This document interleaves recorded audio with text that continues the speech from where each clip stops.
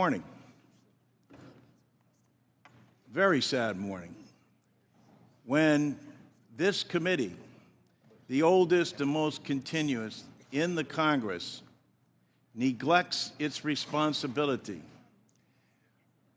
and essentially holds this hearing today to block any further discussion. The men and women on this committee are good people. They're honest and caring people. And that's why I do not understand why you would relegate this committee to no longer being of significance and resort to saying you will do whatever Elon Musk and Donald Trump tell you to do. Where's the independence of the committee? Where's the legislature? We're an equal branch of government. And you start off with a blather, and yet when we look at the empty seats here, where's Elon Musk? I'm sure he's a genius and is a very credible person because of the wealth he's accumulated. But that does not put him above the law or the responsibility to come before this committee in this Congress. If he's so great, if these plans and all the fraud and abuse that he's found are so eminent, why isn't he here explaining it? You know why. Because he's out to privatize Social Security. He's been on television the last couple of days talking exactly about Social Security, Medicare, and Medicaid, and what he intends to do. Privatize it. The American people, some of them may have been born at night, but not last night. People are aware of this. Every single one of your districts, all the money that comes in monthly, and you have not done, you as a Congress, have not done anything in more than 54 years. And now you have someone coming in to privatize a system, something you have longed to do going back to 1982. Because Elon Musk thinks that this is the best thing to do. President Trump has called Social Security a scam. Elon Musk, as Mr. Neal said, called it a Ponzi scheme. Ask that of the people in your district. Ask that, Mr. Smith, of the more than 198,000 people in your district who rely on Social Security, and you won't even let the person who's planning to privatize it, who's telling the big lie in front of everyone, in bold as he possibly can, saying, this is what we're going to do. The Congress is in our back pocket. We don't even have to come before them and testify because we control the House, we control the Senate, and we control the presidency. And it's the tyranny of the executive. It's why these resolutions were first adopted back in 1789, because the founding fathers knew that the executive branch does not have total authority over the legislature unless you have a willing party that says, no, we're going to do exactly what you tell us to do, Mr. Musk and Mr. President. It doesn't matter to our constituents. It doesn't matter how much money they are not going to receive. We're not even going to tell them the truth about what's going to happen to them. And every single one of these districts where they're being shut down and their personnel, and as Mr. Neal said, then after you cut and eliminate the people, say the agency isn't responding accordingly. No other agency operates for under less than 1%.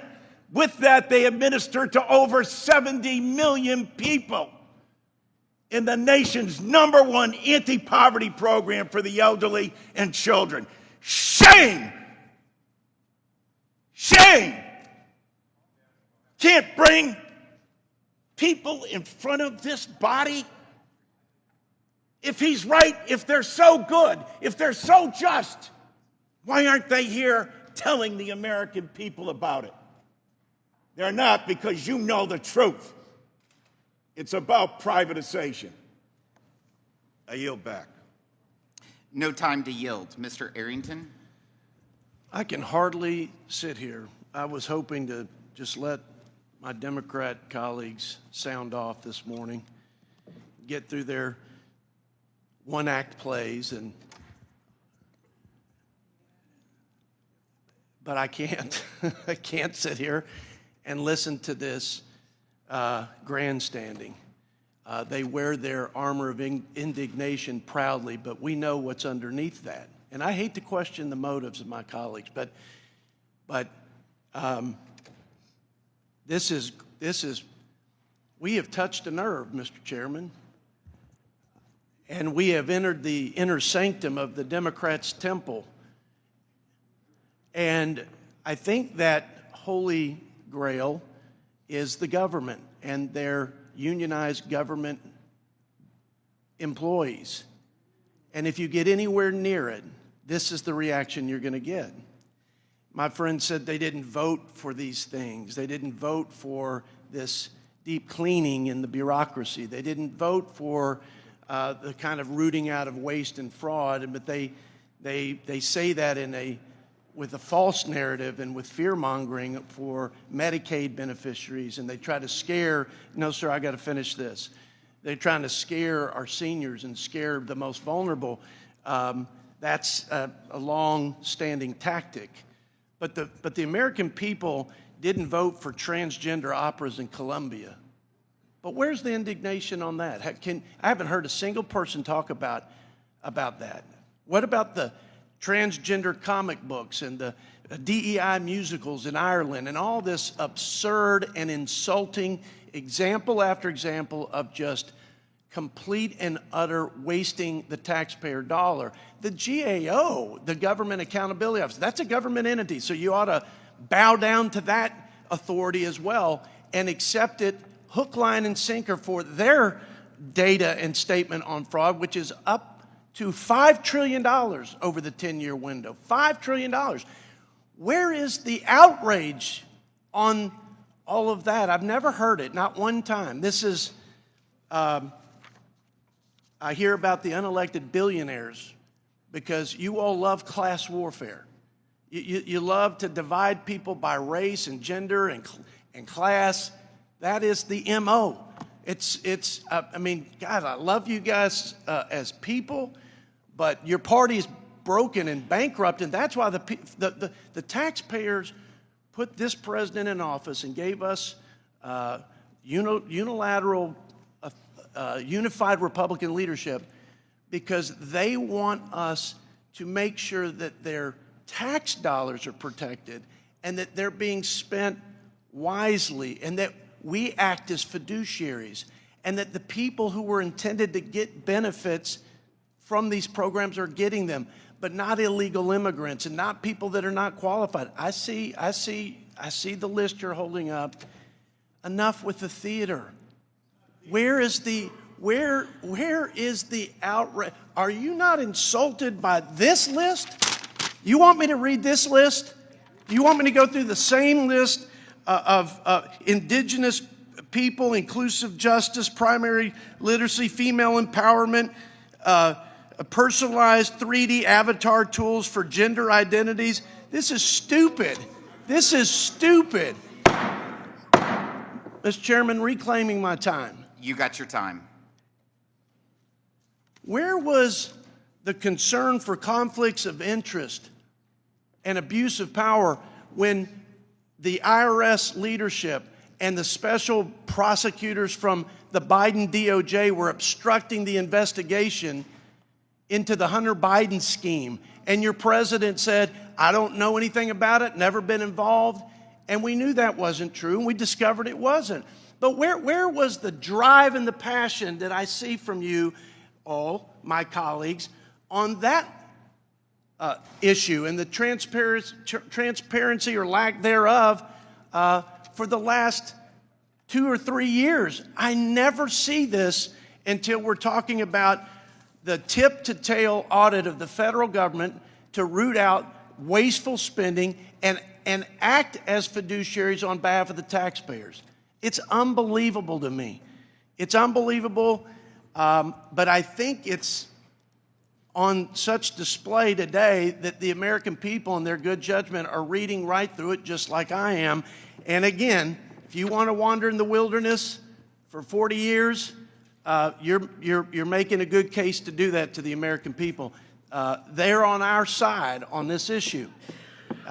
With that, Mr. Chairman, I yield back. Mr. Davis. I move to strike the last word, Mr. Chairman. I ask unanimous consent to submit for the record this Democratic letter to Secretaries Bessent and Kennedy on the national new hires. And I yield 30 seconds to Representative Larson. Without objection, so ordered. To just say to my friend over there, I never heard him mention once Social Security. That's what we're talking about. I never heard you mention at all the 135,000 people in your district that rely on this. Have you told them about Elon Musk's plan? Have you told them about all the fraud and abuse that they're receiving? Is it fraud and abuse in your district for the 95,000 retirees, for the 14,000 disabled workers, for the 10,000 parents, for the 4,800 spouses, or the 9,000 children? That's what we're talking about. Social Security and the lack of your willingness to bring before us the person who has said they are going to privatize it and therefore cut and hurt these benefits of these individuals. Tell the truth. If you're for privatization, put your plan out there and vote on it. Reclaiming my time. Mr. Chairman, President Trump allowed the biggest federal data breach in history when he allowed Elon Musk and his hackers to steal Americans' extremely private financial and health information from the Treasury Department. We don't know if Mr. Musk will illegally stop one's Social Security, tax, or Medicare payments. We don't know if he'll sell our information to the highest bidder or delay government contract payments or grants to his competitors or people he dislikes. We don't know if the Musk hackers with histories of racism who took screenshots of private information and shared it with the Proud Boys. When Treasury erected some barriers, the DOGE hackers waltzed into HHS to get the tax data from the child support data sets. This committee has an obligation of oversight, yet my Republican colleagues objectively refuse to exercise their constitutional obligation to ensure the executive branch follows the law. The Republican failure to protect our democracy, congressional authority, and American privacy is beyond alarming. This Republican oversight failure is coupled with the intense efforts to undermine tax enforcement for the wealthy. When the House passed CRR, the Republicans will champion a $41.8 billion rescission of funds to modernize the Internal Revenue Service and make sure wealthy tax cheats don't pay what they owe. The Trump administration is doing irreparable harm to our country and citizens by accessing the Treasury payment systems, and Democrats today are demanding that the Republicans step up and do their jobs, demand the answers from the administration owed to the American people. After the CR, $41.8 billion would have been rescinded. Public Law 11805, $1.4 billion. FY24 Omni, $20.2 billion. FY25 CR, $20.2 billion. A sum total of $41.8 billion taken from the American people in a real kind of way. Mr. Chairman, this is unfair, unethical, and unconstitutional. I yield back. Ms. Sanchez. Thank you, Mr. Chairman. I want to commend Representative Doggett, for leading this resolution of inquiry regarding DOGE's access to the Treasury payment systems and confidential taxpayer information. The President has allowed Elon Musk to run rampant in federal agencies without any congressional oversight. Particularly egregious, and why we're all here today, is his access to all Treasury Department payments, including payments of Social Security and Medicare benefits. Congress can't sit idly by as our democratic institutions are dismantled by a billionaire from within. It's our duty to find out exactly what private and sensitive information is in the hands of Elon Musk and his Doge bros. I'm calling on my Republican colleagues to join us in this inquiry. Stand up for your constituents. Don't hide and refuse to hold town halls and to be accountable to the people who elected you to serve them. It's critical to ensure the integrity of Treasury's payment system and, more importantly, the privacy of Social Security, Medicare, and taxpayer information. President Trump's surrendering control of the government to Elon Musk is a direct attack on our democracy. It is Congress's responsibility. It is a congressional responsibility to exert its oversight authority to prevent this constitutional overreach. The presidency is the most powerful position in the world, but a president without congressional oversight is just a king. And we don't have kings in a democracy. This shouldn't be a partisan fight. It's a fight for our democracy. It's a fight for our free and democratic institutions. Democrats are outraged, but we need our Republican colleagues to join us and stand up for the rule of law. You guys talk a great game when it comes to rule of law, but when it comes to exerting Congress's power as a co-equal branch of government, you guys are hiding in the shadows. Stand up for the people who elected you to come here and represent their interests. But if you won't even face them in a town hall and listen to them, should we be surprised that you don't want to exert that power to hold this administration accountable? I yield back the balance of my time. Ms. Delbene. Thank you, Mr. Chairman. I move to strike the last word. My constituents are confused and afraid, and rightly so. They want answers to very basic questions. They want to know why Donald Trump has given Elon Musk and his DOGE team access to extremely sensitive, private, personal data that's supposed to be protected by the Treasury Department and the Social Security Administration. They want to know what Musk's unvetted and unqualified acolytes are doing with their Social Security numbers, their home addresses, their income levels, and confidential medical records that they were required to submit when applying for disability. They want to know how a president could support these unlawful breaches into the databases of taxpayers and Social Security recipients, which puts their livelihoods at risk. And as bad as that is, there's so much we don't know. That's why we're asking Republicans to join us and vote for these resolutions of inquiry. This is pretty simple. They ask very simple questions like, what confidential taxpayer information has Elon Musk and DOGE accessed? Why is this controversial? We are a co-equal branch of government. We are in charge of oversight. If you feel like there's no concerns here, then why wouldn't you want that information to be out in the public for people to be able to ask questions and get a response? This should be easy if you're not concerned. Instead, Republicans are hiding, and that's why we're sitting here at this moment. You know, before Congress, I was the director of the Washington State Department of Revenue, and so I know firsthand how important it is to protect sensitive information from bad actors in order to maintain public trust in government. And now the public wants to know if our government is the bad actor, illegally sharing personally sensitive data that could result in your identity being stolen or your medical records being leaked. You know, I have been pushing for nearly a decade to pass a national data privacy law to put people back in charge of their data and protect personal information. What is more personal than your Social Security number or your medical history or your financial history? So, and especially when we look at medical history, we've seen Republicans going after women seeking reproductive care.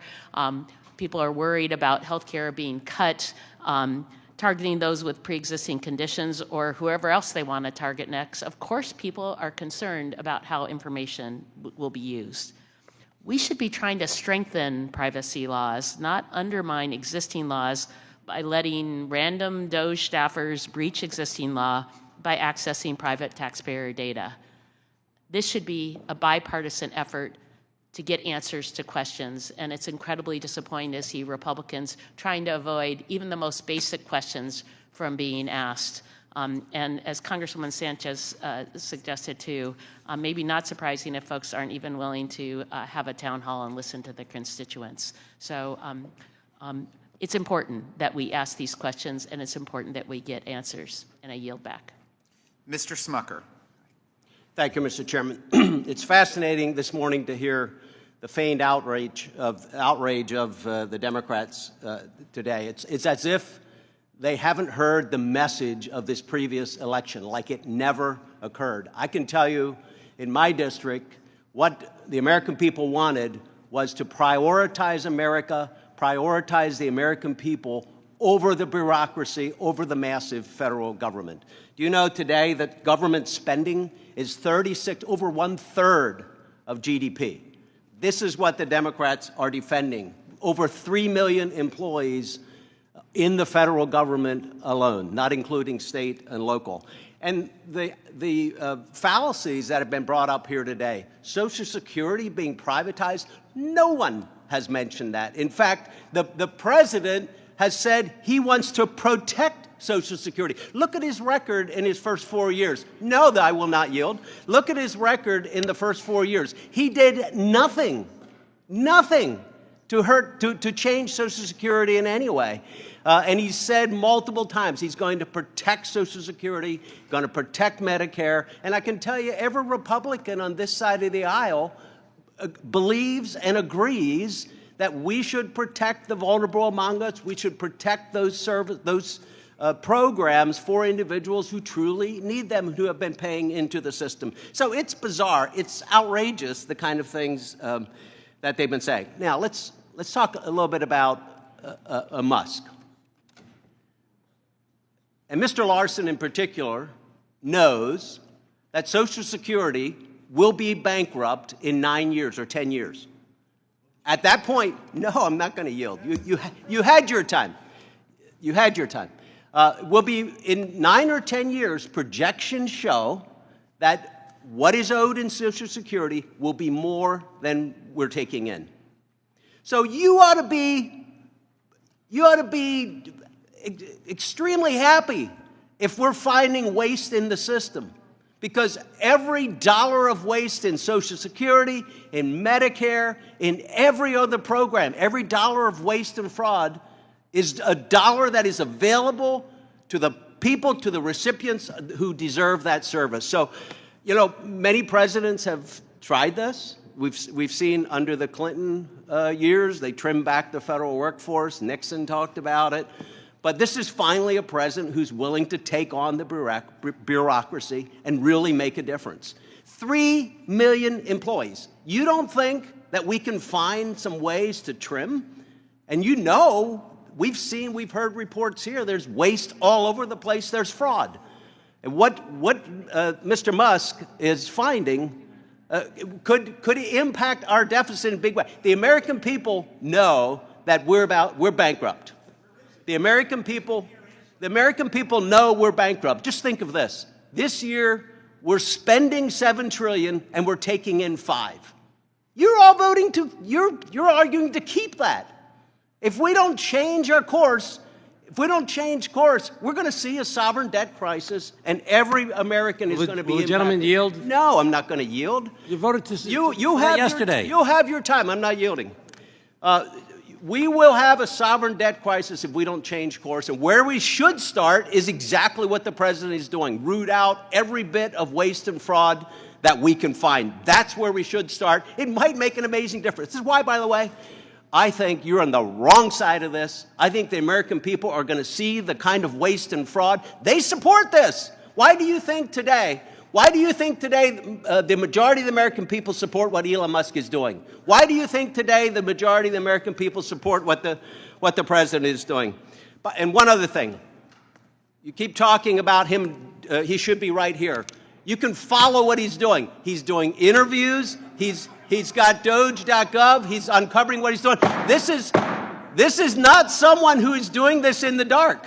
He's being very open about what is happening. So again, I think you're on the wrong side of this. The American people side with us today.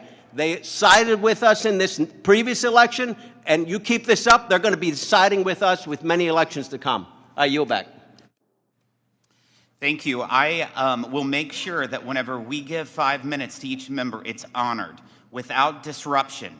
When a member says they do not yield, do not continue to go after the member and try to take away their time. Ms. Chu. I move to strike the last word. In the absence of any strength from Republicans and delusional statements about access to Musk, and with Representative Doggett's leadership, Ways and Means Democrats are stepping in to do what the majority on this committee has refused to do: fulfill our constitutional responsibility to conduct actual oversight and finally get answers from the Trump administration about what exactly Elon Musk and DOGE accessed, altered, downloaded, or used when they were improperly given access to Treasury's payment systems and taxpayers' protected confidential information. Now, Representative Moore and I tried to get answers directly from the Speaker and the Treasury Secretary. We then urged the Speaker and the Chairman to hold a proper hearing in this committee to get answers from Musk and Treasury officials. And Ways and Means Democrats have sent letters and introduced amendments to demand answers from the administration. But so far, Republicans have refused to act. This resolution of inquiry is only necessary because in the face of extremely troubling facts, Republicans have pretended not only that there's nothing wrong, but that Congress has no right to even understand what Musk and DOGE are doing. It is astounding to think that Republicans have been so unquestionably submissive and obedient to Trump and Musk that they cannot even bring themselves to even ask questions about their actions and whether it invades taxpayer confidentiality, let alone question the firing of many thousands of federal employees, including 80,000 from the Veterans Administration, and the firings of inspector generals who are to have oversight over all our federal departments. I remind my colleagues that it was just last year that Democrats joined you in passing legislation to increase penalties for violating taxpayer confidentiality. It is the height of hypocrisy not to support this resolution of inquiry. But Dems will not be submissive and obedient. Democrats are demanding answers on behalf of all our constituents who are also demanding to know what Elon Musk has done with their confidential information. I urge support for both resolutions of inquiry under consideration today, and I will yield the balance of my time to Mr. Thompson. Thank you, Congresswoman Chu. I just want to point out that, the righteous indignation that we heard from some of my colleagues on the Republican side of the dais just amazes me. This idea that nothing was done in the dark in all of this. For crying out loud, you all heard the guy say that people 300 years old are collecting Social Security. That statement is made by someone who's absolutely full of prunes. The one gentleman who was referring to all this waste, fraud, and abuse is the chair of the Budget Committee. If there's all this waste, fraud, and abuse, why haven't you guys ferreted that out and brought it forward? You've been in charge for the last 3 years. The time, I'm up pretty high on this dais, so I've been around a while. 74% of the time that I've been in Congress, I've been in the minority. So are you saying that because there's all this waste, fraud, and abuse, you guys have been asleep at the switch? And I'll guarantee you, none of my constituents and none of your constituents voted the way they voted to end Medicare, Medicaid, to privatize Social Security, to fire thousands of veterans from the good jobs and the good work that they're doing. That is just absurd to think that that's the case. If there is waste, fraud, and abuse, we should be working together to find it. The inspectors generals most certainly should not have been fired. They're the ones on the point of the spear who were charged with doing that. This empty witness seat in front of us speaks volumes towards the insincerity that we're seeing today. I yield back. The gentleman yields back and now recognize Ms. Moore for 5 minutes. Strike the last word. I move to strike the last word, Mr. Chairman. You recognize. Thank you so much. And I want to thank my colleagues. And so I don't want to feign any outrage here. I just want to keep the main thing the main thing. What we're talking about here is a resolution of Mr. Dawkins that I co-sponsored is a resolution of inquiry regarding the accessing of our private taxpayer data by an unelected, someone who is actually ineligible to run for president, multi-billionaire who's had no Senate confirmation, no oath of office, no ethics training or anything that he's taken, and he has violated Section 6103. Now, I've been on this committee long enough to really see the outrage that we have had on this committee about violations of Section 6103. And I just want to remind you, Mr. Chairman, that we were so outraged that we increased the penalties. You know, don't forget, we increased penalties on violations of Section 6103. And so we simply are making an inquiry as to what this man is doing with our data, why he's accessing it, and that's really a fair question. And what do we find ourselves facing when we do this? All these non sequiturs, you know, trans people and what money is spent on condoms and, you know, I mean, if you don't, you know, undocumented immigrants, that's what we do for a living. We voted, you know, we've got very qualified, capable people on the Appropriations Committee on your side, you know, who can go through, you know, budget, you know, account by account and eliminate what you call waste, fraud, and abuse. It's a non sequitur because that has nothing to do whether that's true or not. If someone is getting a Social Security check and they're 300 years old, that's a terrible thing. But it doesn't have anything to do with an ineligible person accessing our data. And so I just want to make sure that we stay on the subject. We're not talking about trans people today or the 0.002% of people in America who apparently are trans people. We're not talking about undocumented immigrants. And we certainly are not talking about anointing an unelected,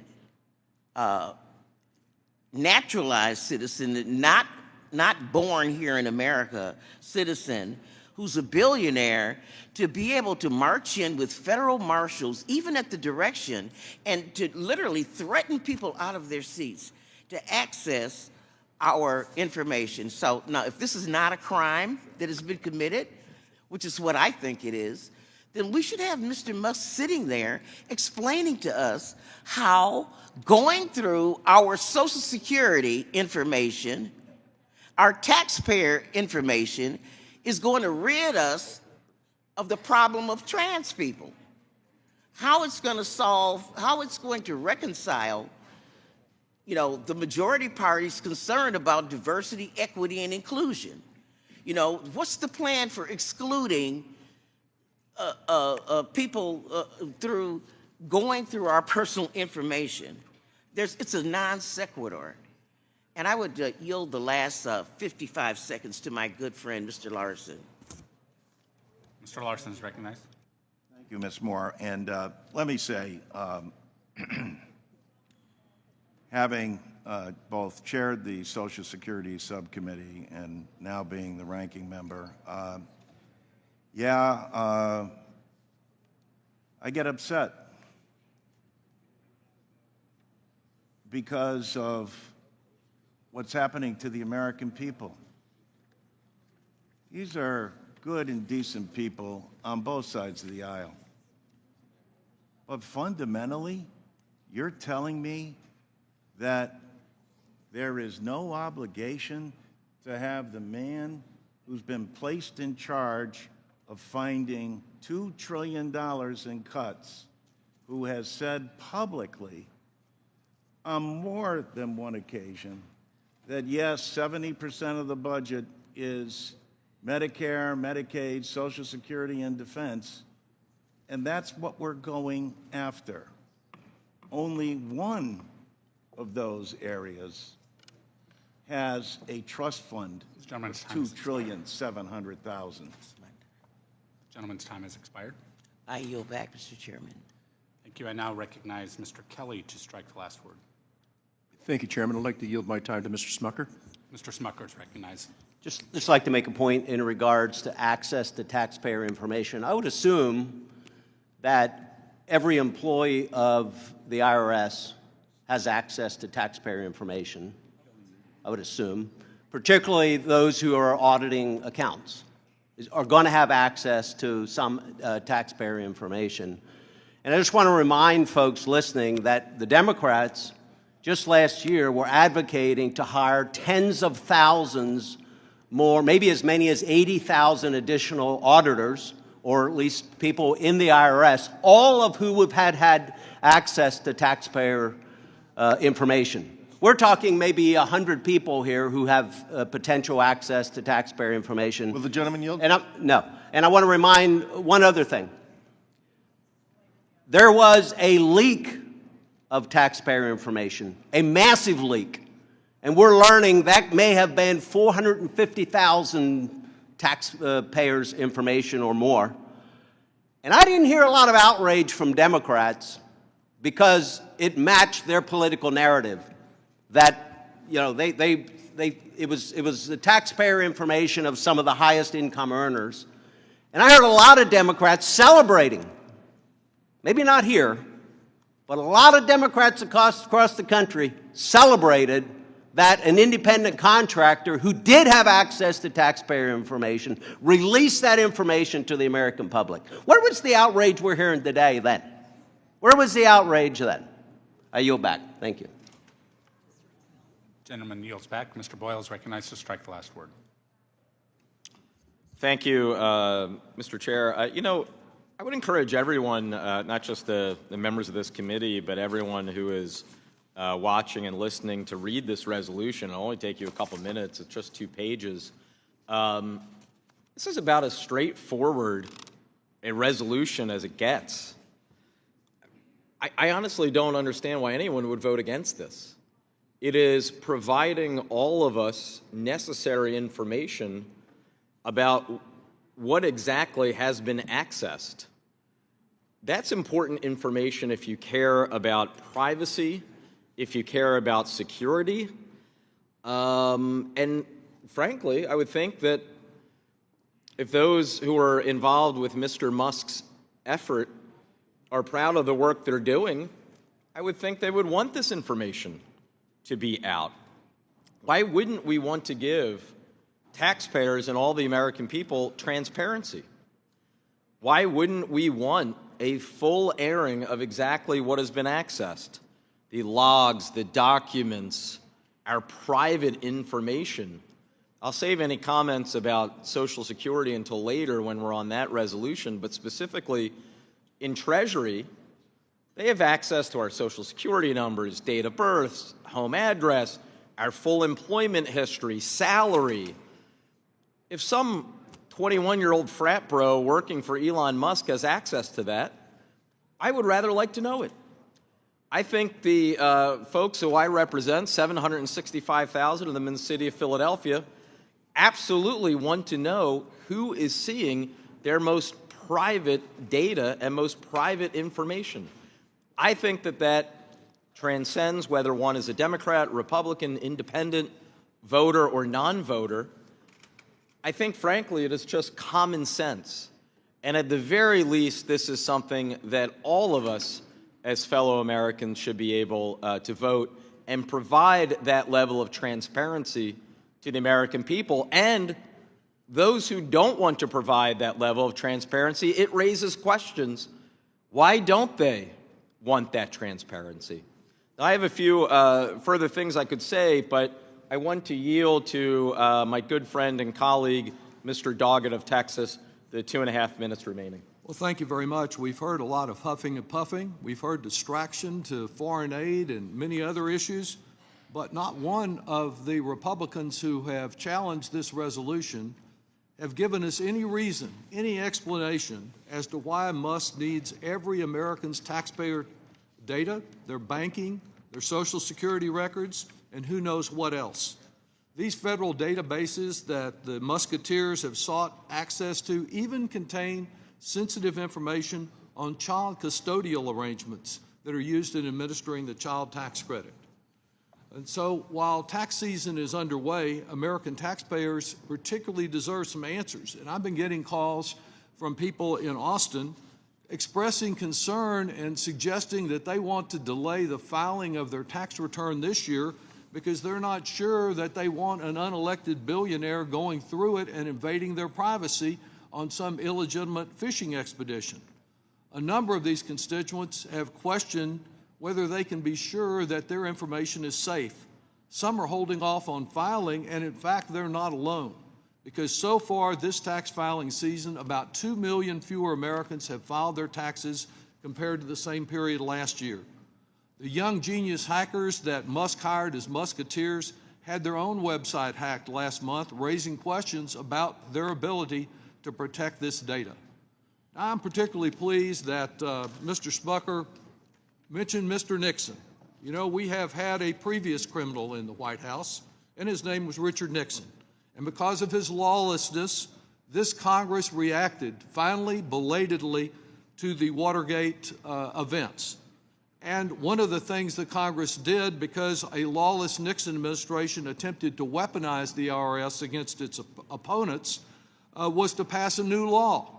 And it's that new law that's being disregarded. It required that taxpayer data be treated as strictly confidential, not subject to inspection or disclosure, except in the very most limited circumstances. A penalty of 5 years in federal prison could apply. And the Congress also passed the Privacy Act of 1974, both in reaction to a lawless president. Now we have lawless invasion of those records again. And it's incumbent on this committee to fulfill its responsibilities rather than to yield all of its power to Musk and Trump. Gentleman's time has expired. I now recognize Mr. Byer to strike the last word. Mr. Chairman, thank you. I move to strike the last word. Gentleman's recognized. The resolution of inquiry is simple. Support it, and you honor the transparency Elon Musk promised us. Oppose it, and you believe that the activity Elon Musk is conducting should remain hidden from the American public. The activity where he and his team of special government employees gain access to sensitive databases. This is one of the concerns I'm hearing in an uproar from my constituents, including conservatives and Republicans. There's absolutely no reason DOGE should be trying to access Treasury payment systems and confidential taxpayer information without permission, without approval from the American public and Congress. And I'm deeply concerned that this conduct is breaking many laws that Congress has put in place. I led an investigation earlier this week with my colleagues Jamie Raskin and Maxwell Frost to the Office of Government Ethics, inquiring about the potential criminal exposure of the volunteers and the employees of DOGE, to ensure that those individuals know that their ethical and legal responsibilities under the law, particularly conflicts of interest. We know that the statute of limitations is up to 5 years, so that's past the length of this administration. And violations can lead to criminal penalties of up to 5 years in prison with additional financial penalties. And I'm deeply concerned that these violations are happening left and right. And those fears could be assuaged with the transparency that has been promised to us. And by the way, who is doing it? Has Marco Elez been rehired to continue working on Treasury payments? You can't tell me that a government efficiency requires self-described racists access to government's most private information. I urge everyone to support this resolution and provide much-needed transparency into why and how Musk has sought Treasury payment information in America's sensitive data. If no laws have been broken, there's nothing to hide. And the defining feature of this 119th Congress has been his abdication of responsibility, running in fear from our constitutional authority on trade, on appropriations, on national security.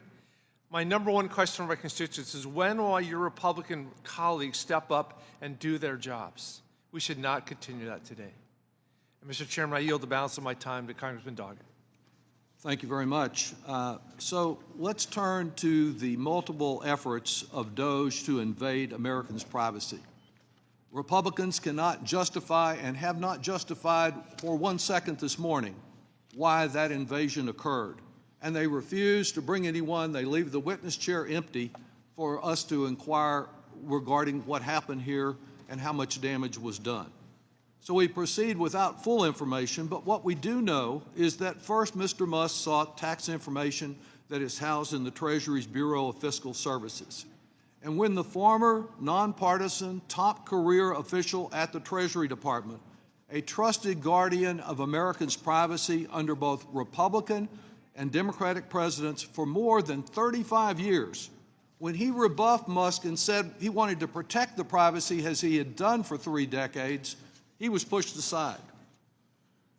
While administration officials initially testified that DOGE was granted read-only, they were just going to read and invade our privacy that way, the sensitive data, they were later forced to admit that the Musketeers had both read and write. That is, they can make changes in the sensitive databases related to federal tax returns, Social Security benefits, supplemental Social Security income benefits, and pay for veterans.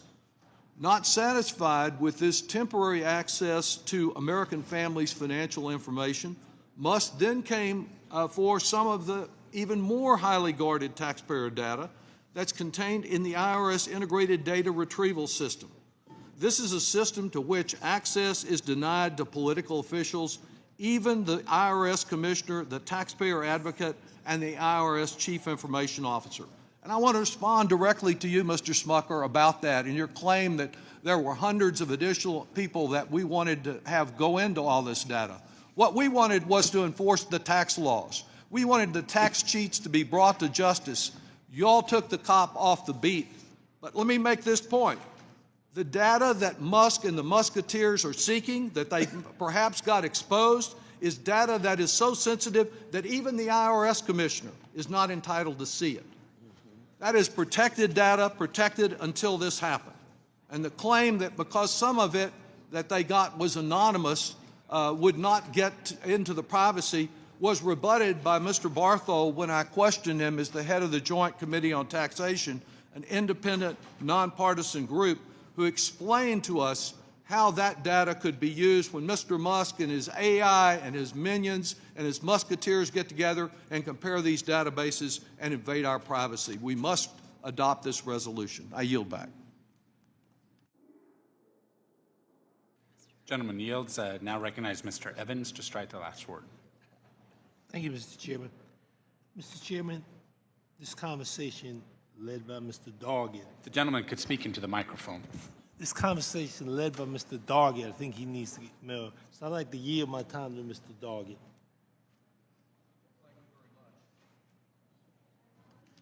Thank you very much for that. There are 2 laws that Mr. Musk and DOGE are ignoring. They are Section 6103 of the Internal Revenue Code and the Privacy Act of 1974. Section 6103, which has been before this committee on numerous occasions, protects the confidentiality of tax returns and return information, including all of the tax return information that is received or collected by the Internal Revenue Service. The Privacy Act of 1974 was designed to provide individual Americans with more control over the government gathering, disseminating, and using our private information. What's happened to the libertarians in the Republican Party who once believed that government was a challenge and that the privacy of American citizens should be protected from the overreach of government? What we have here is an overreach without justification. Why is it necessary in fighting waste, fraud, and abuse to interfere with the personal data of American citizens, every American citizen? The issues that we have before us today are that DOGE has also sought access to what are called omnibus sharing agreements. This is another aspect I've not touched on so far. And these omnibus sharing agreements would let Musk link individual tax data across a whole host of different federal agencies. A federal statute makes it unlawful for the IRS to share taxpayer data with other agencies for reasons unrelated to the administration of our tax system. New York University Tax Law Center experts indicate that such an omnibus information sharing agreement across agencies would not conform with the strict rules of 6103 that govern how and when taxpayer information can be shared. And so, again, here is an area that needs to be explored other than through an empty witness chair to find out about the extent of the violation of federal law with this sharing agreement that has been rubber stamped by the administration. And most recently, just last week, Mr. Musk came for more of Americans' private information stored in the child support database that is used to enforce court-ordered child support payments, which is a good thing.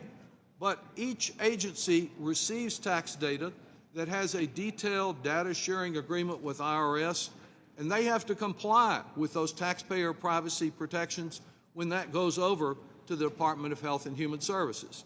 Unfortunately, Health and Human Services is now run by the vaccine denier Robert F. Kennedy Jr. And he, not disregarding really those requirements, he gave DOGE exactly what they asked for. It's simply outrageous that Americans' private and personal financial information has not been protected from the prying eyes of an unelected billionaire and his teenage musketeers.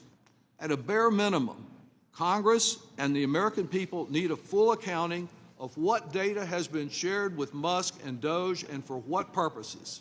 And despite all the rhetoric on the other side, we have absolutely no explanation as to why that right of Americans for a full accounting is not being provided, why it is being obstructed and blocked by the Republicans.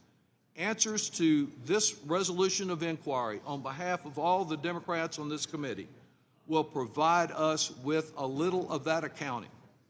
Only then can we begin to move forward as a bipartisan majority, as the bipartisan majority did over 50 years ago when there was criminality from another Republican president in the wake of the Watergate scandal, and address the shortcomings of the enforcement of our tax privacy law and begin to restore taxpayer trust in our voluntary tax system.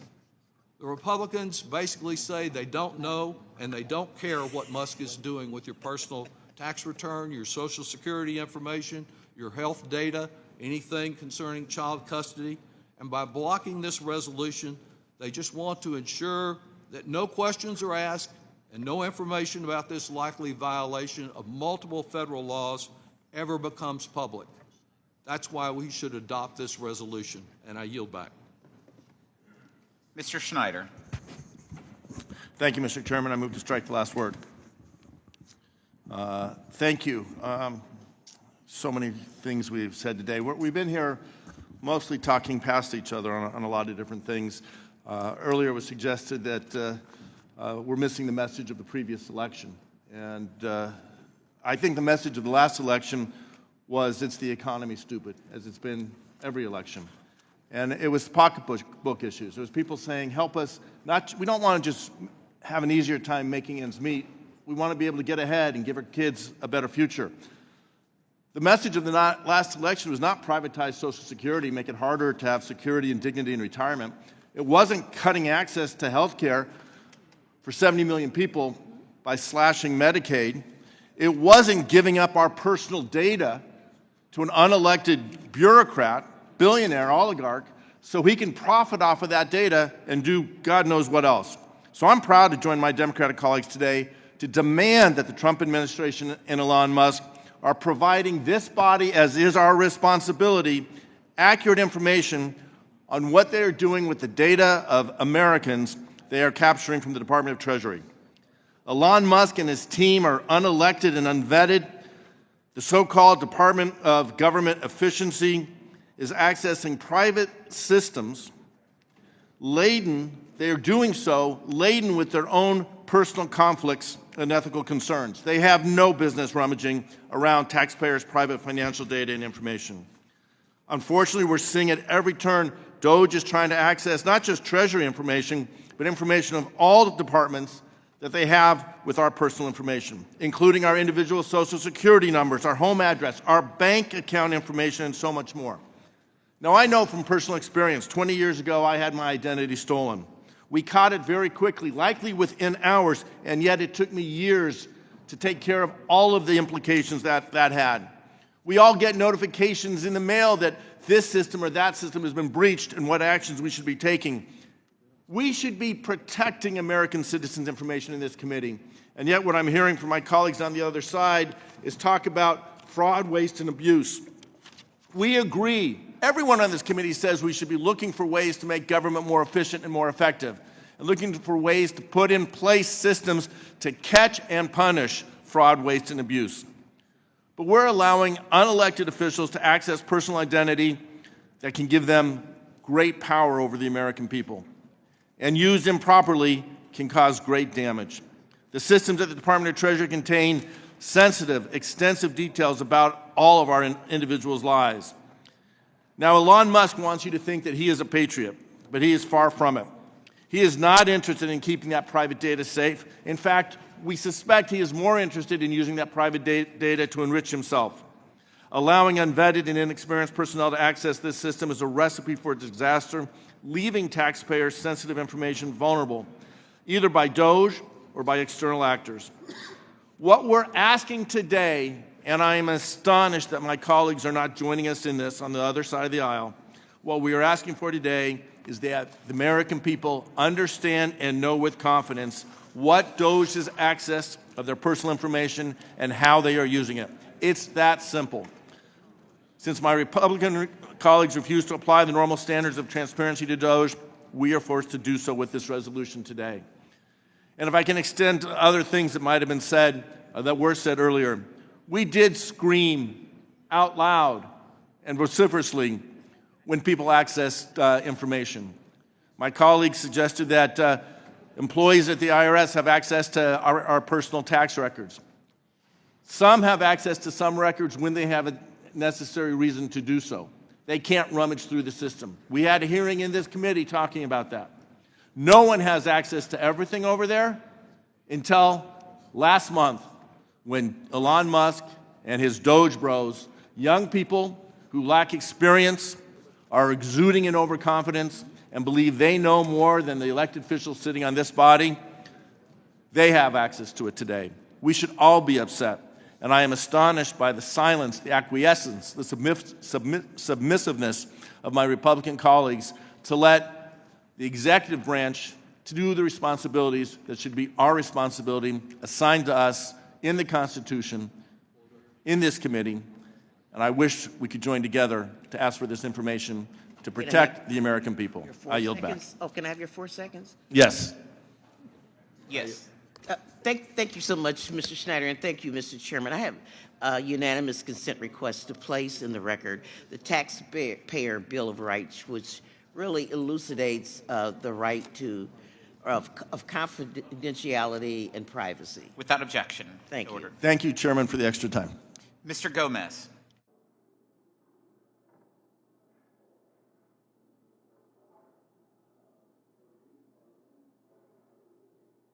Mr. Horsford.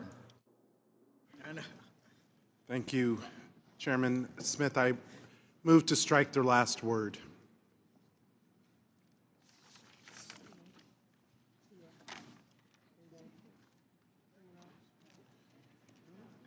To the American people, I want you to hear this. Today, we are voting for transparency in government. There is only one person who's unelected and a bureaucrat who is causing havoc throughout the government. That is Elon Musk and his hackers. Now, my constituents need and want to know who accessed their sensitive data and for what purpose. I want you to know that this inquiry specifically states that within 14 days, the President provide and direct to the Department of the Treasury, to the House of Representatives, all communications related to the access to or the use of the Treasury payment system by DOGE, Elon Musk, or any member of his team. It also calls for the access to or use of confidential tax returns or tax return information by DOGE, Elon Musk, or a member of his team, and any screenshots taken of the data or records in the Treasury payment system by DOGE, Elon Musk, or a member of his team. This is common sense. This resolution of inquiry is simple. We are doing our duty as elected members of Congress. I don't work for Elon Musk, and he wasn't elected to do anything on behalf of the American people. So I'm asking for simple information, information that should be shared with Congress. Now, to my colleagues on the other side of the aisle, I want to work with you on government efficiency. There's several of you that we are actually in those efforts involved with. I want to be able to identify ways to make government work for the working people of this country. But there's a way to do it, and this is not it. Chaos only breeds further chaos, and my constituents are scared, they're worried, they're concerned about their personal information being used by Elon Musk and his hackers. From Pahrump to Mesquite, my office has received calls from constituents concerned about their information being stolen, and they have a right to know by whom and for what purpose. Sunshine is the best disinfectant. My constituents deserve to know why an unelected bureaucrat, Elon Musk, who is the richest person in the world, and his hackers are illegally accessing tax data, Social Security information, bank information. Why do they have it, and what is the purpose? That is the purpose of this inquiry. I am defending the rights of my constituents to know what has been accessed, by whom, and for what purpose. I don't understand, for the life of me, how my colleagues on the other side would not support this resolution. I'm here to defend my constituents. That's what I was elected to do. Elon Musk, you were elected to do absolutely nothing. Get your grubby hands off of the data of the people of America and the information that they're entitled to remain confidential. With that, I yield back. Ms. Van Dyne. Thank you very much, Mr. Chairman. Democrats keep criticizing Republicans for not bringing Elon Musk as a witness to speak about DOGE's work. If my Democrat colleagues want to bring Mr. Musk in for a witness so badly, why don't they invite him to appear as a witness? Democrats are allowed to invite anyone as a witness who can answer their questions about DOGE. Has anybody actually invited him? Okay, we have not seen any of that. During the Oversight Subcommittee's hearing on February 11th, Democrats invited Nina Olson as a witness. You had an opportunity. You chose Nina Olson as a witness. And you asked her several questions about DOGE having access to taxpayer information. Republicans invited Christine Kochelek, a managing director for a financial management insurance team at GAO's office. She was there specifically for the purpose of answering questions related to access to Treasury's payment systems. And when I asked her directly, has any proof been shown about these threats? You know what she said? None. No. And yet we continue to hear all of these unsubstantiated charges being thrown out, even though my colleagues know they're not correct. They're complete lies. Democrats are always able to invite whoever they want for a witness hearing. They just haven't done it. And Democrats have expressed outrage over the access to taxpayer information that DOGE employees have. First off, a few weeks ago, the Treasury Department in the White House signed a memorandum of understanding that prohibits DOGE from accessing personal taxpayer data.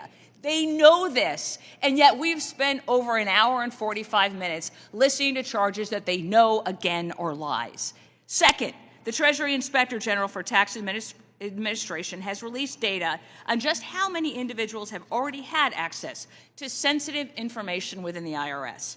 As of July 2023, over 91,000 business entitlement access request system users, 91,000, including 5,000 contractors, had access to at least one sensitive IRS system. Where's the outrage? Why are we just now hearing about this? All these unelected bureaucrats that have access to sensitive information, including 5,000 contractors, you're saying shouldn't. And yet, because Elon Musk has unmasked all of this waste, fraud, and abuse, now you're bringing it up. Even worse, TIGTA found that over a dozen contractors with unfavorable background investigations retained their access to at least one sensitive IRS system because the IRS did not take action to suspend or disable the contractors from the IRS system as required. Where was the outrage then?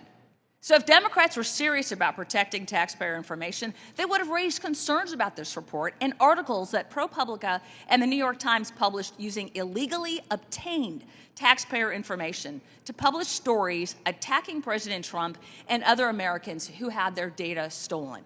Instead of raising concerns then, Democrats chose to weaponize the disclosure of taxpayer information, including President Trump's, to attack him and other Americans for political gain. So stop with the gaslighting and protecting the waste, fraud, and abuse that is being uncovered, and stand up for your constituents and protect their financial futures. With that, I yield.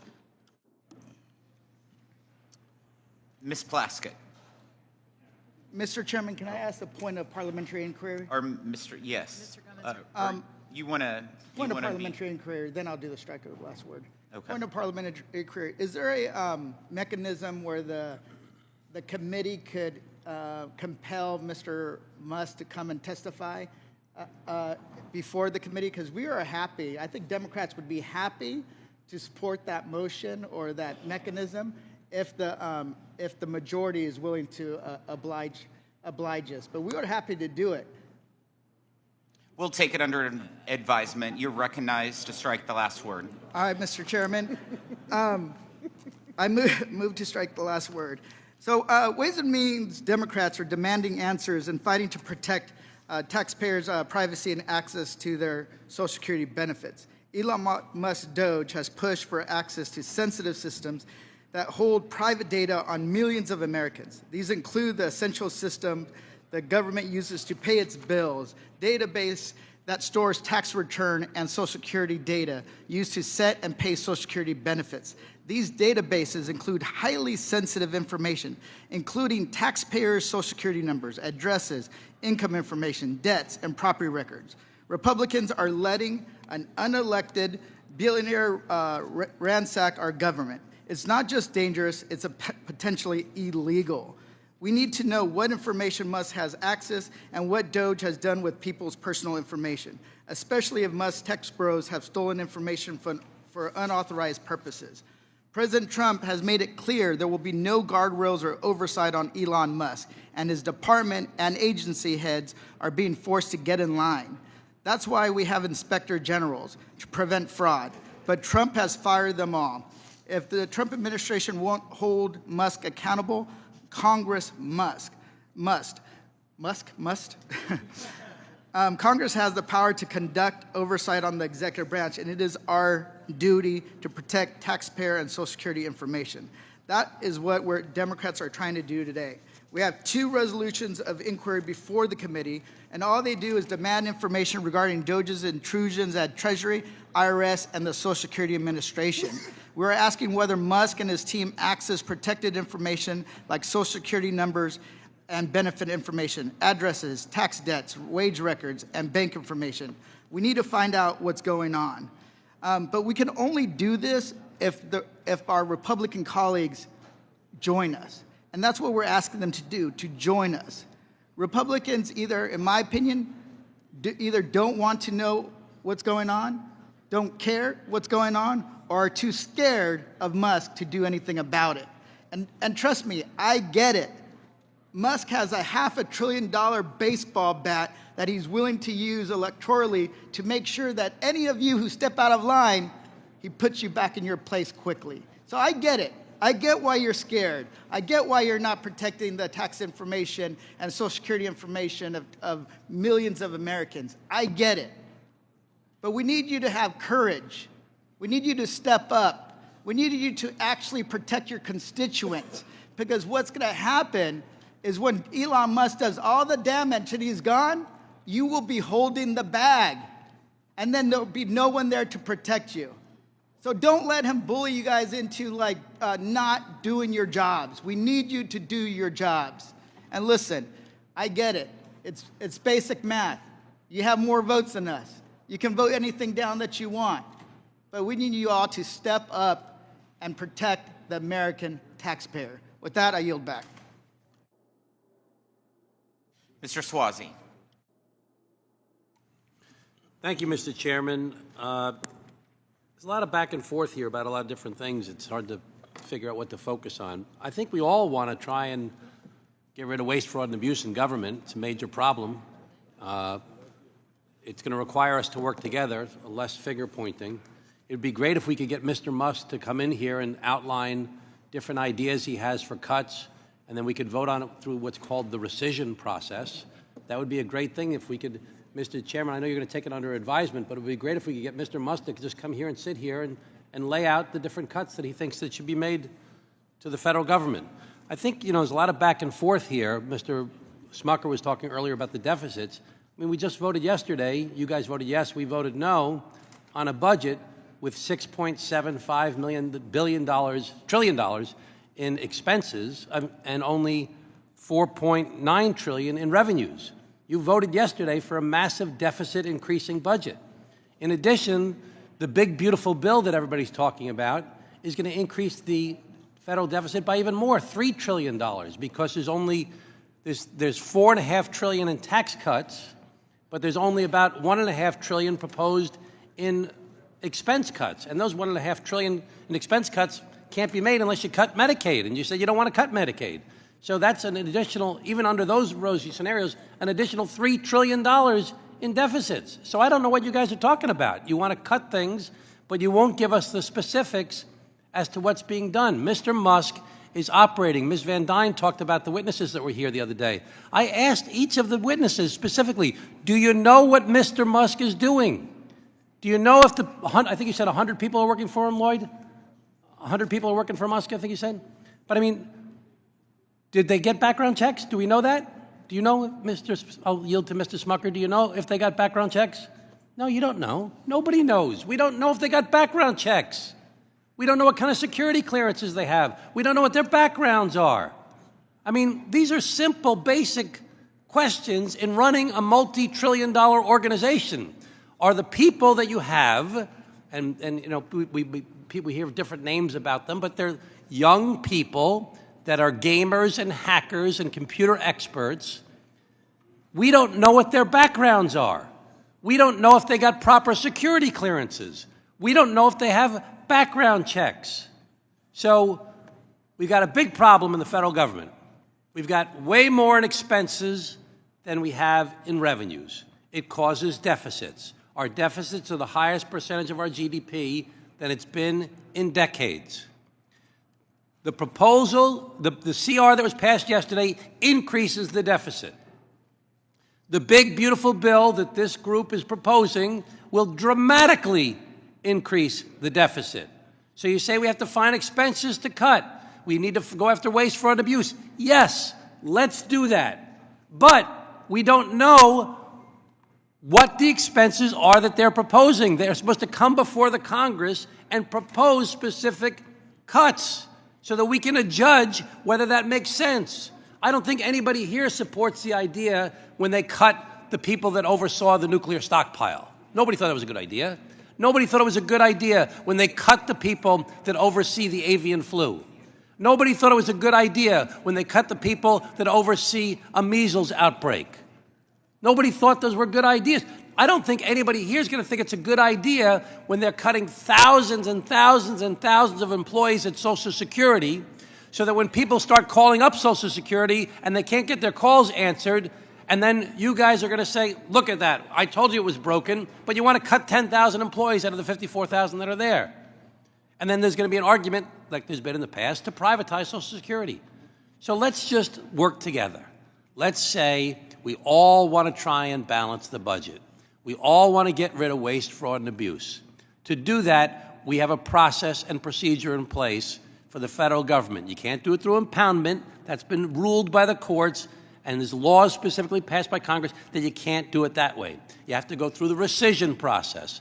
So to come and make a proposal, I want to cut this, I want to cut that, I want to cut this, I want to cut that, this doesn't make sense, that doesn't make sense, and then we decide yes or no based upon those individual things. It's a process that you're supposed to go through. It's not supposed to be done in the dark by some 20-year-old kids that we don't know if they got background checks or not. So let's all work together and try and accomplish our common goals of trying to make our country a better place. Thank you. I yield back. Mr. Neal. Thank you. I move to strike the last word, Mr. Chairman. I want to recognize Ms. Chu, first of all, for a unanimous consent request. Yes, I have a unanimous consent request. Ms. Van Dyne said that we hadn't asked Mr. Musk to appear before the committee, and I have here a letter of February 6, 2025, over a month ago, signed by Congressmember Gwen Moore and myself, asking Secretary Bessent and the head of DOGE, Mr. Elon Musk, to appear before the committee. Without objection. And I yield the balance of my time to Mr. Doggett. Thank you very much. Today's resolution and our consideration is not the first time we've sought this information. On February 5th, every Democrat on this committee wrote to the Secretary of the Treasury, Mr. Bessent, and the acting commissioner, Mr. O'Donnell, at the Internal Revenue Service, and asked for the same information we are seeking today. Very same facts that we sought from them over a month and a half ago. Mr. Chairman, I would ask unanimous consent to put these letters into the record. Without objection. And as Ms. Chu just pointed out, the next day, February the 6th, after a meeting with Speaker Johnson, they affirmed in their letter, Ms. Chu and Ms. Moore, members of this committee, that they were looking forward to having Mr. Musk here and others from DOGE, because we had an oversight committee set for a meeting to explore these matters. We're promised that that witness would appear. And so who came? Several witnesses who, when questioned, indicated they didn't have any facts. They could say that DOGE had done nothing because they knew nothing. And so here we are 6 weeks later. This resolution was originally presented to the committee on February the 12th, our third attempt to get this information, and yet nothing has been forthcoming. And this morning we hear, I must say, the very laughable suggestion that the reason Mr. Musk is not here is because Democrats didn't ask him. That just doesn't meet a test of the least bit of credibility. It is as incredible as some of the things that President Trump has been telling us, like his false claims, really his lie, that people who were of advanced years, 125, 150, 350 years, were getting Social Security, all done to discredit Social Security. What is at stake with our privacy? Well, Mr. Schneider pointed out that one of the issues here is the danger of identity theft, a serious danger that many Americans have experienced, the horror of having their identity stolen and finding out they have to undo everything that affects their life because this has happened. And here we have a group of musketeers who couldn't even protect their own website from being hacked, and yet they may have access to extensive private information. The second concern I've raised is about tax payments, that people in my district and across the country are submitting far fewer tax returns than they did last year this time, because many of them are concerned that their data will be exposed. And privacy overall. There was a time that the Republican Party cared about the privacy of individual Americans, thought that government overreach was a problem, opposed to national identification cards and other ways that might be intrusions on Americans. Well, let me tell you what data that Musk and the Musketeers were accessing. Information about every single wage earner in this country and their employer.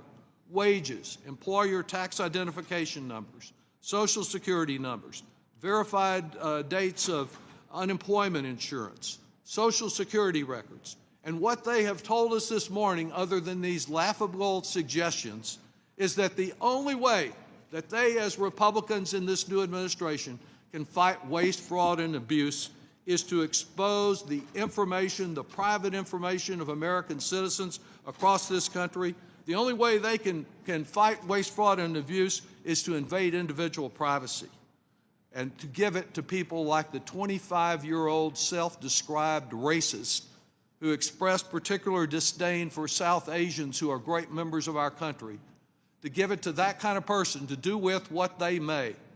That is wrong, and this resolution of inquiry does not slow the effort of fighting waste, fraud, and abuse.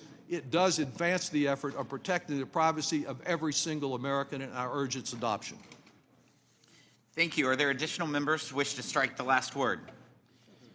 Seeing none, are there any amendments to the resolution? Seeing none, I will now recognize Mr. Buchanan for the purpose of offering a motion. Mr. Chairman, I move the committee report H-Res 127 adversely to the House of Representatives.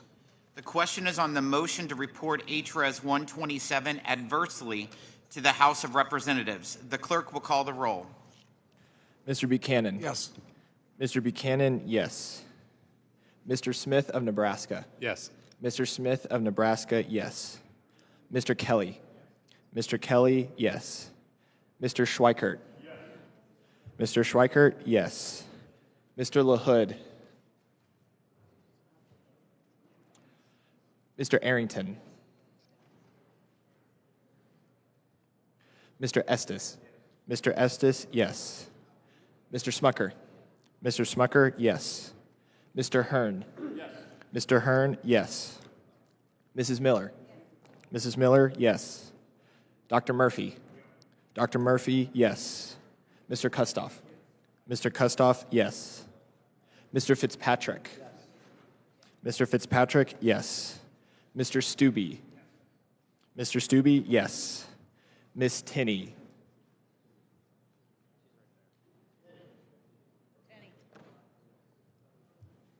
Miss Tinney, yes.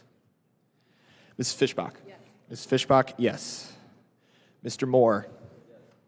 Mr. Moore, yes. Ms. Van Dyne. Yes. Ms. Van Dyne, yes. Mr. Feenstra. Mr. Feenstra, yes. Ms. Malliotakis. Ms. Malliotakis, yes. Mr. Carey. Yes. Mr. Carey, yes. Mr. Yakum. Yes. Mr. Yakum, yes. Mr. Miller. Mr. Miller, yes. Mr. Bean. Yes. Mr. Bean, yes. Mr. Moran. Yes. Mr. Moran, yes. Mr. Neal. Mr. Neal, no. Mr. Doggett. Mr. Doggett, no. Mr. Thompson. Mr. Thompson, no. Mr. Larson. Mr. Larson, no. Mr. Davis. Mr. Davis, no. Ms. Sanchez. Ms. Sanchez, no. Ms. Sewell. Ms. Delbene? Ms. Delbene, no. Ms. Chu? Ms. Chu, no. Ms. Moore? Ms. Moore, no. Mr. Boyle? Mr. Byer? Mr. Byer, no. Mr. Evans? Mr. Evans, no. Mr. Schneider? Mr. Schneider, no. Mr. Panetta? Mr. Panetta, no. Mr. Gomez? Mr. Gomez, no. Mr. Horsford? Mr. Horsford, no. Ms. Plaskett? Ms. Plaskett, no. Mr. Swazi? Mr. Swazi, no. Mr. LaHood? Mr. LaHood, yes. Mr. Arrington?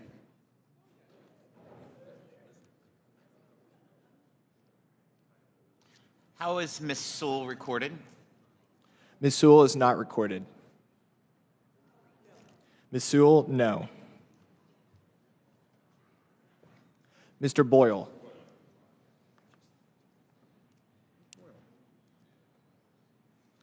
Chairman Smith? Yes. Chairman Smith, yes.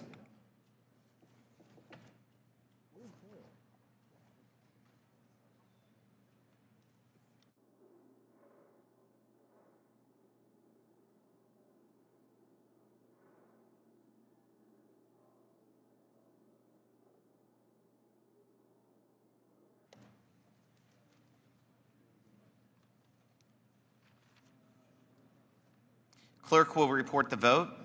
The yeses are 25, the noes are 18. There being 25 yeses and 18 noes, the motion is agreed to, and H-Res 127 is ordered unfavorably reported to the House.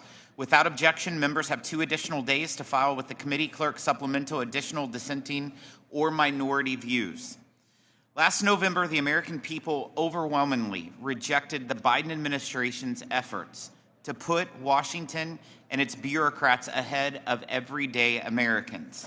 From canceling appointments for more than 7,500 Americans to give Social Security Administration employees an afternoon off, to signing a midnight agreement to lock in telework with SSA's largest union, Biden's Social Security Commissioner did everything he could to boost bureaucrats at the expense of the American people, all in the midst of a customer service crisis that saw the highest initial disability backlog and some of the highest customer service wait times in the SSA's almost 90-year history. That was before DOGE. This was the Biden administration. In contrast, President Trump promised to increase the efficiency and accountability of Washington's entrenched bureaucracy. The president made no secret about how he was going to accomplish that by tasking the Department of Government Efficiency to aggressively seek out inefficiencies in agencies and places where services could be better streamlined for the American public in order to get a faster, more responsive government for their needs. It is a fact that waste and fraud exist at the SSA. And in the end, that hurts the Americans seeking help from that agency.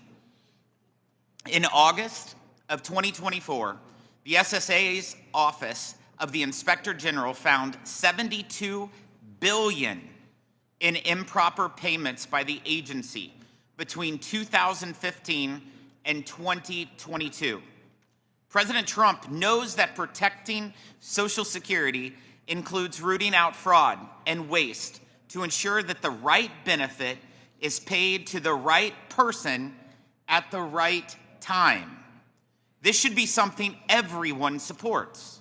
However, some Democrats would prefer to obstruct these efforts to score political points. Fortunately, not only has the SSA been transparent with both Congress and the public with its service delivery data and the changes being made to shift the SSA from an agency that uses decades-old business practices to one that can provide modern, quality service to the public, but one of the first public statements of President Trump's new acting commissioner was to confirm that DOGE personnel cannot make changes to agency systems, to commit to abide by court rulings related to DOGE's access, and to refer DOGE personnel for prosecution if they violate the law. The same laws that protect the American people's data from misuse by the SSA's tens of thousands of other employees. Seniors are already seeing the benefit of doing things differently.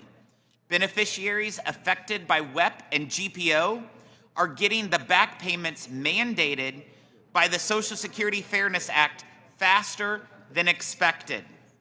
Originally, the Social Security Administration estimated it would take 1,000 work hours to send out back payments.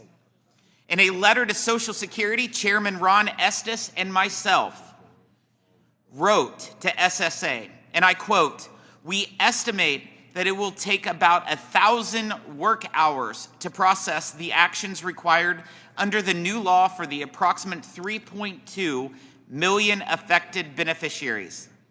Our initial analysis indicates that much of the work will need to be done manually on a case-by-case basis." Since that letter from SSA was sent in January, the Trump administration's embrace of automation and technology has made a night and day difference for those affected seniors. Under President Trump, the SSA has already sent more than 71% of all back payments to the 3.2 million affected beneficiaries.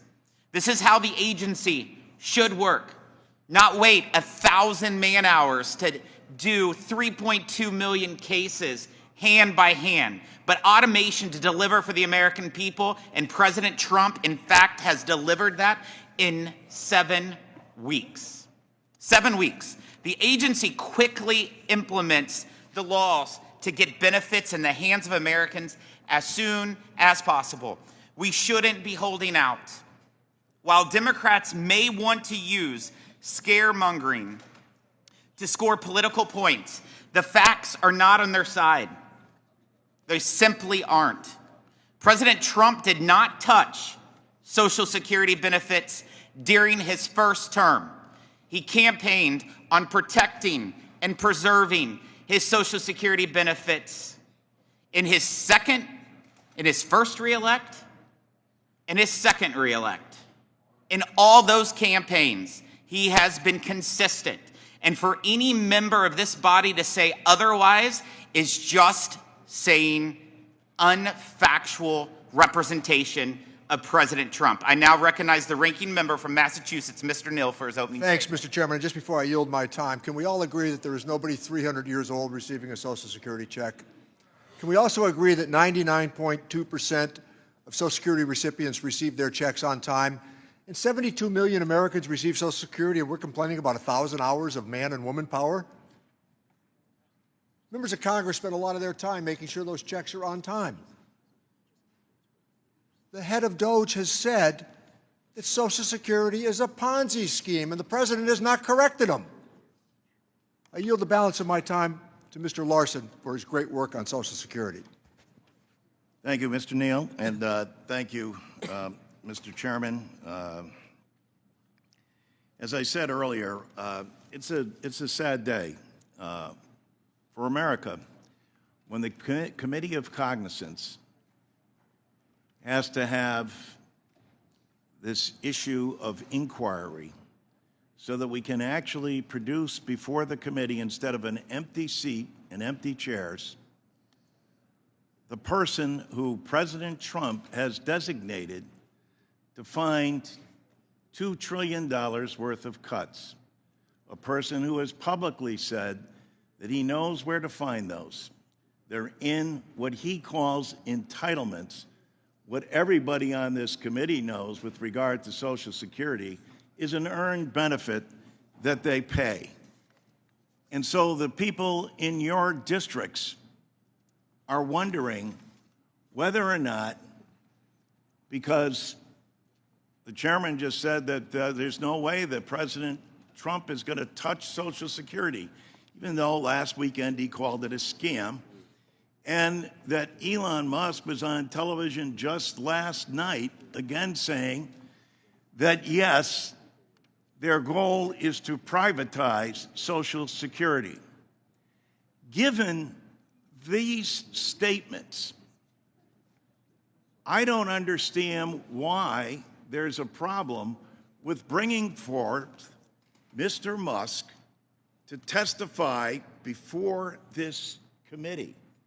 And if he's got all these ideas of fraud, abuse, and waste are true, then yes, Mr. Chairman, we should join with you to make sure that that's the case. But even the acting person handpicked by Trump has said, well, what they said about people receiving checks older than 115 years old is false. That's Trump appointment saying that. And so we continue to get the big lie, including this weekend again, where they said, oh yes, and the Democratic plan is to bring illegal immigrants into the country by offering to pay them Social Security. There's not a thread of truth to any of that.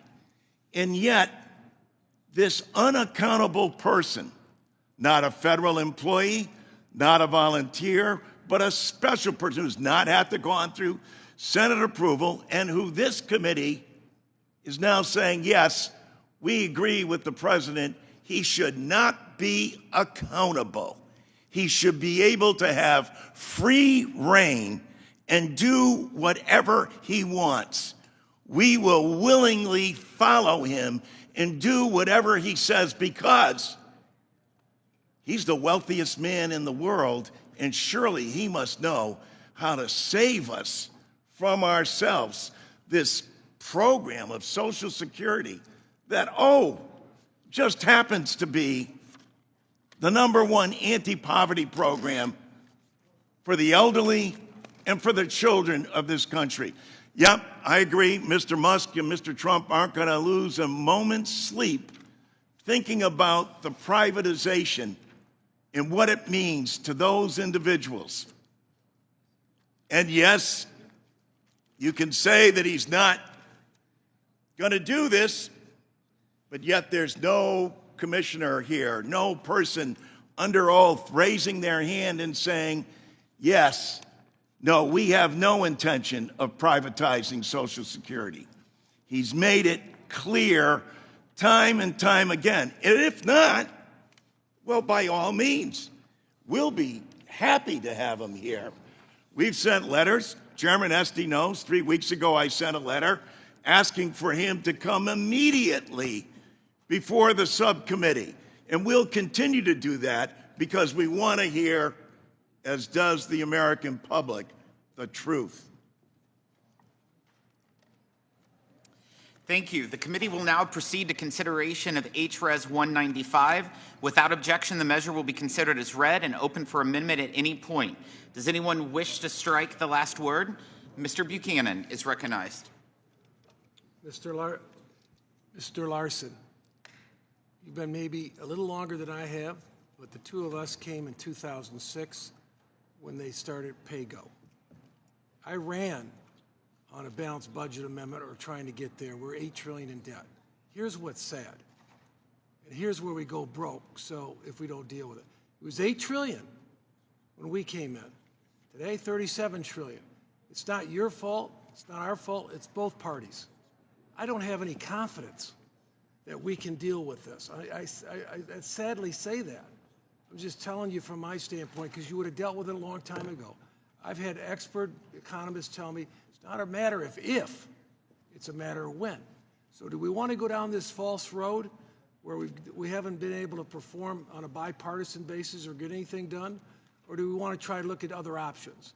And I feel like at least we got a shot. Because I can just tell you when you're paying $1 trillion in interest. Will the gentleman $1 trillion in interest, just give me a couple minutes. When you're paying $1 trillion in interest right off the top, it's going to end badly. And I just feel, I'm an optimist. Anybody that knows me, I am. But I am very, very concerned about the debt and the deficit. And it's both parties. I have no confidence in this process, what we've been doing for all these years, because I've never seen anybody talk about dealing with the reality of a budget. I dealt with balance sheets and income statements. At some point, you go bankrupt. And that's my point. We're doing that right now. Regardless what happens here today, regardless what road going, if we don't make material changes, Social Security's at risk. I got the 5th oldest district in the country. Putting them all at risk. Medicare, Medicaid is at risk. Everything's at risk. We've got to fix this thing. We got to fix it together, because I can just tell you, it's hard to imagine my 10th term here. I get sick of hearing it. Everybody talks a good game, but we don't do anything. But for the sake of the American people, and I feel your passion. I know you're talked about Social Security. I was on the committee, but we've got to do whatever we can to fix what we're doing, because you got either go down the road we've been going down, which I have no confidence, or you look at another road, and I think this other road gives us at least a shot. We don't have a shot right now. This will give us a shot, because we don't have the courage to come together. And I'll yield. Well, I thank the gentleman. It was always a gentleman. But what we need, and for more than 50 years, you're right, both parties share responsibility in this. But here's what we need: a vote. How about a vote? We have a plan. Where's yours? And how can you get to a compromise if there's a plan and no plan? How about a vote then? How about the American people get to see where you stand on the issue? And as has been articulated by several on the other side, we just simply don't believe that this program can last or make it. I totally believe that this is America's number one. In fact, we borrow from Social Security. Yes, your time. I'm sorry. Yeah, let me just say, I would wish that we could come together and deal with this. It's the biggest problem we've got. We're financially going down the drain. I don't care who you talk to or what you talk to. I hate to say that, because it's the best country on the planet, but we've got to fix our financial house. We've got to fix it together, because if we don't, we're going to end up in a very, very bad situation. Someone says when that might be, who knows, but it's coming. It's coming quickly. You can't pay $1 trillion off the top without impacting everybody. And Social Security, that's not the employees, it's their money, plus all the employers matched them half. So they, this is their money. It's at risk. There's no trust fund for it. They took all the monies out in the 60s in terms of Social Security. So they're counting on the viability of America. That's not true. Okay, well, that's kind of what I understood. But Well, that's not true at all. In fact, the federal government borrows from Social I'm Security. going to yield back. So, yeah, I'll reclaim my time. Thank you. Yield back. Mr. Neal. Thanks, Chairman. Move to strike the last word. So I heard the gentleman's argument, and I think it's very sincere. But what's missing is, in the next few weeks, we will be asked to add $4 trillion to the debt because of tax cuts. That's the great irony or inconsistency of this argument. So let me give you a name here. Bill Clinton balanced the budget 4 times, and then tax cuts in 2001 and 2003. We're being asked for big tax cuts again here in the next few weeks, but under the guise that we're going to balance the budget with more tax cuts? The numbers don't work. And incidentally, for the record, Social Security right now is running a surplus of $2.7 trillion. That's a fact. And I call attention to that because happy to have the discussion about balancing the budget. Some of us actually participated, cast some really tough votes for spending cuts and tax increases twice. Bush Sr., Clinton twice, cuts and tax increases to balance the budget, and it worked. The answer from the other side is if we just have more tax cuts, just add more to the debt, that somehow the debt shrinks? I mean, the consistency of the argument here is that more tax cuts will balance the budget. And then we'll camouflage it by borrowing $4 trillion? that we will be asked to take up here as we lift the debt ceiling once again? I'm all in for a sincere conversation of how to get there. If the other side is sincere about it, let's engage the conversation. Thank you, Mr. Chairman. Mr. Doggett. Thank you, Mr. Chairman. All Americans know that President Trump has pledged to protect Social Security, just as he has pledged tariffs, and they've been on one day and off the next, just as he has gone back and forth on his position on reproductive freedom for women in this country. And so why do I question the commitment to Social Security? Because I think it's more important to look not at a president who is well known as a man of his last word by what he says, but by what he does. And what he has done is to appoint a man who has called Social Security a Ponzi scheme, who this week has attacked the programs that Americans pay into in every paycheck, Medicare and Social Security, as being entitlements. Yes, you should be entitled to what you pay into over your work life for your Medicare and your Social Security, but he says it's a Ponzi scheme and that entitlements are the place to cut. So that's the first place. The person he chose to raid Social Security does not believe in Social Security. Number two is that we have seen this president come, not unlike the chairman of the committee this morning, but provoking much more extended laughter from Republicans in his recent speech to Congress. And what was this laughter about? All the fraud at Social Security. Can you imagine? They have on their payout someone who has 350 years old, older than our republic. Can you believe this? No, you can't believe it because it's a lie.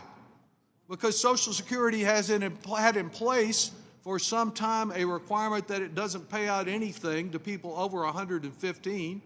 And though there have been some mistakes made, some underpayments, some overpayments, it has, as Mr. Neal pointed out, an incredible accuracy rate of far less of 1% of payments that have been found to be improper. It doesn't mean we shouldn't seek more accuracy and protect the system, but Social Security has worked remarkably well in the past. And that takes me to the third thing that President Trump has done that is inconsistent with his claim that he will protect Social Security and won't switch his word around as he has done on one public issue after another, and that is the determined effort of this administration to wreck the Social Security Administration. Those checks don't come down as manna from heaven. They come down because there is a dedicated workforce that is ensuring that Social Security continues to pay out month after month. And so how have Mr. Trump and Mr. Musk decided to handle that dedicated workforce? They are cutting it by 7,000 people. And among those 7,000 people are 50 that are particularly important. The Office of Transformation, as they have called it, is the customer service office at the Social Security Administration. And the Trump administration went in and fired the director of the Office of Transformation. He fired all 50 employees of that Office of Transformation. So guess what? When the shortage of employees to get the checks out dependably occurs, people are going to say, well, Social Security is just not like it used to be. It can't deliver. It's not working. It's like the post office, which they want to privatize. It's not getting our checks. We can't count on it anymore. And it's that assuring that the Social Security Administration fails to deliver that is at the core of the Republican plan to undermine Social Security. Social Security has been forced already by Republican administration to serve millions more people with fewer staff. In 2010, they had 67,000 workers ensuring timely and accurate payments to 60 million Americans. Today, they have 10,000 fewer, and when I say today, that's before the Trump cuts, serving 13 million more people. You cannot assure that Social Security provides the wonderful coverage that it has for so many years without an adequate workforce. I'm hearing from constituents that say this is an emergency. I'm hearing Republicans like Ron Johnson, the senator from Wisconsin, saying he wants to sunset altogether. Senator Mike Lee, who says he wants to phase out Social Security, to pull it out by the roots and get rid of it. My constituents believe Social Security is one of the best systems government ever put in place, and we are opposed to the Trump people undermining it as they are doing, and want to get the facts here, which is all this resolution asks for. I yield back. Gentleman yields back. I now recognize Mr. Estes to strike the last word. Well, thank you, Mr. Chairman. I move to strike the last word. You know, as the new chair of the Social Security Subcommittee, I feel a sense of responsibility to make sure we address this program that's so beneficial for so many people in the country. I mean, this is a federal program that supports people of all ages, particularly our seniors. And the Social Security Administration's first responsibility is to provide correct benefit payments to the correct people in a timely basis. People should be enrolled correctly and timely. That's not happening today. Over the last 2 years, my office has received increasing number of complaints. And I would imagine that most of the members on this dais are also receiving more complaints, that their constituents aren't being served in a timely and efficient manner. The complaints range from Social Security, they can't get enrolled, they can't get through on the phone system, they can't get appointments set up either through the phone system or through technology, they can't get into an office. This is one of those simple blocking and tackling things. We want to make sure that we have good customer service. That's not talking anything about some of the problems that have been discovered with the processing itself. In fact, the Social Security Administration's Inspector General Office has found that $72 billion in improper payments between 2015 and 2022. And the previous administration, the administrator said, well, we'll just start forgiving those and we'll stop calculating whether they are bad payments, just so that we don't have such a bad record. I want to go on the record that President Trump has repeatedly stated that he will fight for Social Security, that President Trump's repeatedly stated he will protect Social Security, President Trump's repeatedly stated that he will not cut Social Security, and House Republicans stand with President Trump to make sure that we preserve and protect and strengthen Social Security benefits for the seniors count on. I talked mostly in my remarks about how do we make sure that the program's processed correctly. The other issue that we need to address is the fact that Social Security is running a deficit. They've been running a deficit each year since 2010. We have to, at some point in time, be the adults in the room and address the fact that the trust fund is being depleted. That's because there are more retirees than workers today than ever before in history. So if we really want to solve this problem, let's work together. We need to address the problems with customer service today, and the sooner we take up and address our responsibility to resolve the deficit that exists in the program, this program is not going to be able to provide the service that it was created for the American people. And with that, I yield back. Gentleman yields back. I now recognize Mr. Thompson to strike the last word.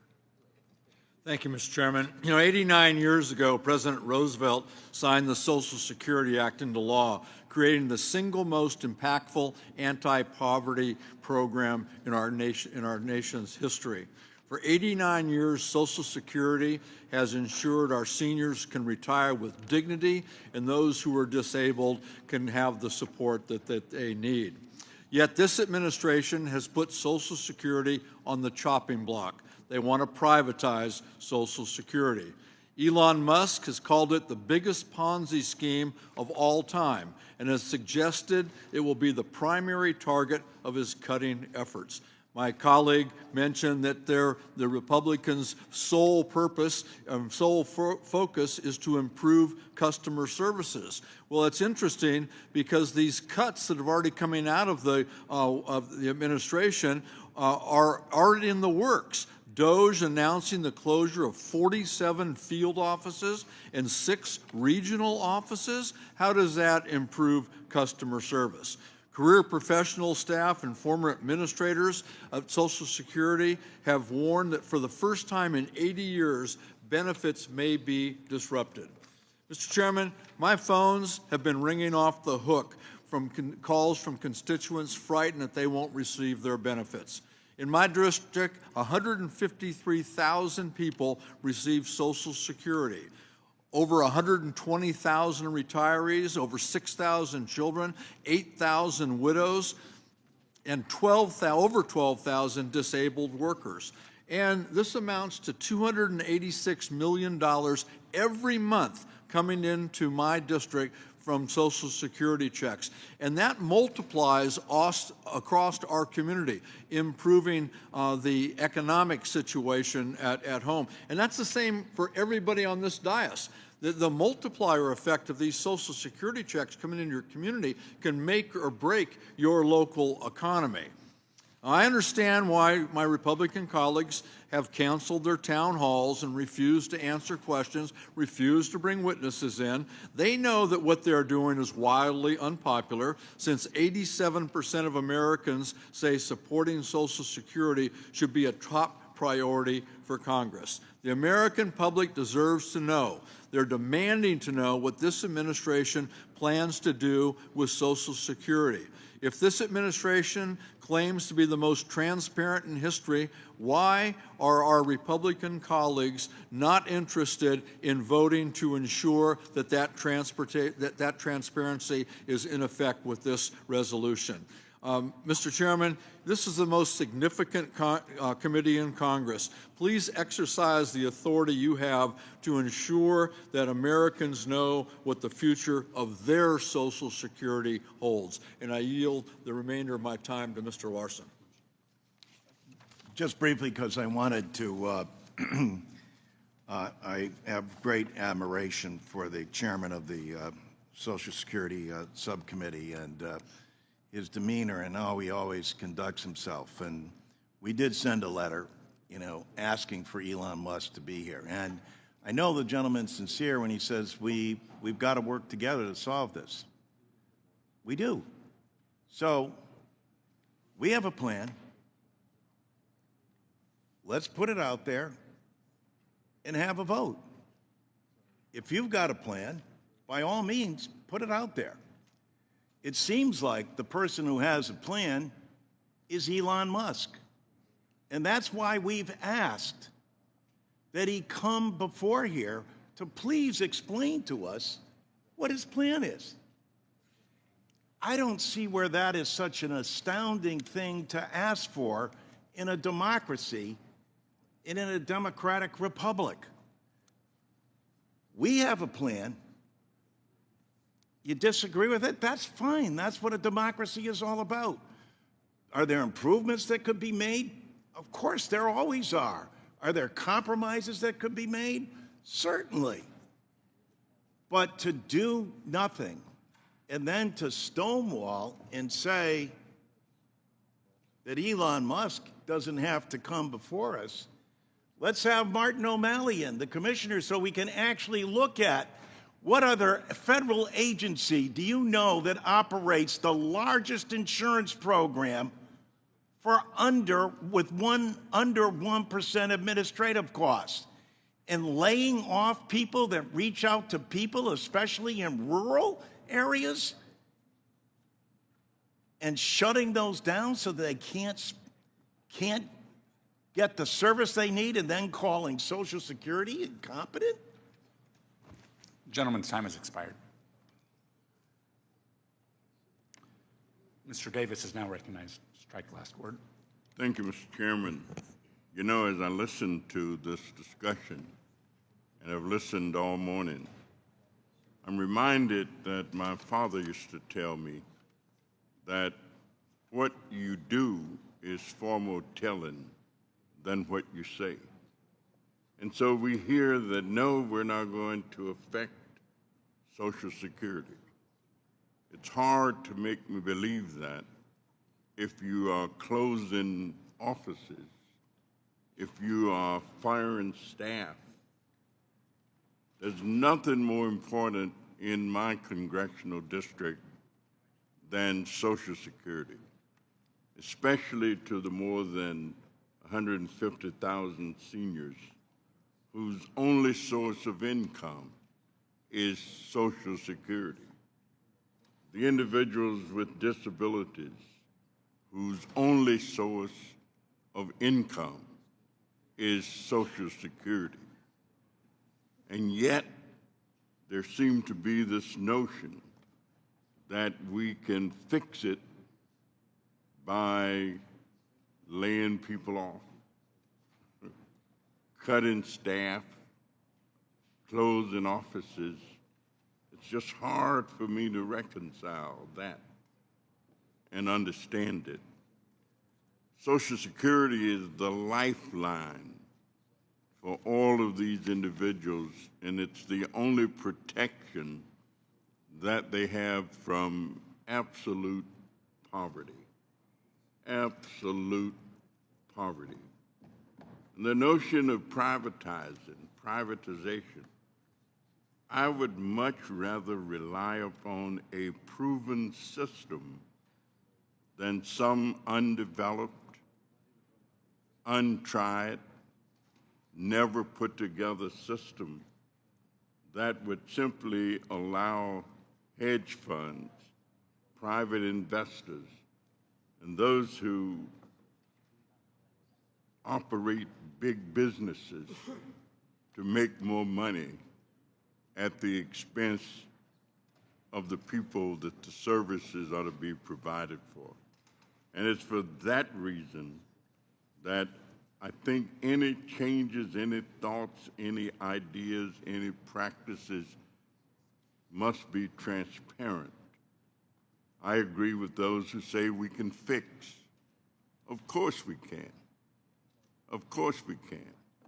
All that we have to do is fix with the intent of providing the best possible service to the residents and the people. I also believe that if there is righteousness in the heart, there's also beauty in the character, which means that if the intent is righteous, then we'll have a system that will work for the benefit of the people. So I thank you, Mr. Chairman, and yield back the balance of my time. The gentleman yields back the balance of his time. I now recognize Ms. Sanchez to strike the last word, 5 minutes. Thank you, Mr. Chairman. This resolution of inquiry asks about staff reductions, closures, and consolidations of Social Security offices. The implementation of the so-called Department of Government Efficiency has caused widespread confusion and chaos. Illegal mass firings of federal workers and cancellation of grants have left my constituents looking for answers. I expect my colleagues have experienced similar questions from their constituents if they are bothering to hear them out. I would expect all of my colleagues to vote yes on this resolution of inquiry, if only to gather much needed information about Elon Musk's actions in the Social Security Administration. DOGE's website lists Social Security field office closures in Carlsbad, California, Abilene, Texas, Greenville, North Carolina, and Logan, West Virginia. If it was me representing these cities, I would want more details about why my constituents were losing these valuable services. We all know that Social Security wait times are too long. Office closures will only increase them. I've said it before, and I'll say it again. The richest man in the world is going after Social Security, and he doesn't even understand it, doesn't know how it works. Elon Musk calls Social Security a Ponzi scheme, and because of the cap, Elon Musk paid all of his Social Security taxes on January 1st of this year at 12:15 a.m. He doesn't have to pay a dime more into Social Security after that. My Republican colleagues are smart, compassionate people. I have a hard time believing that they are comfortable slashing the benefits that their constituents rely on. And I have a harder time believing that they don't want to understand what the richest man in the world is doing with their constituents' money and data. This resolution simply asks the question. I look forward to all my colleagues voting yes to find out more about what is happening in their districts. And I want to just say this. At the start of this markup, I had one of my staff call the Social Security customer service line.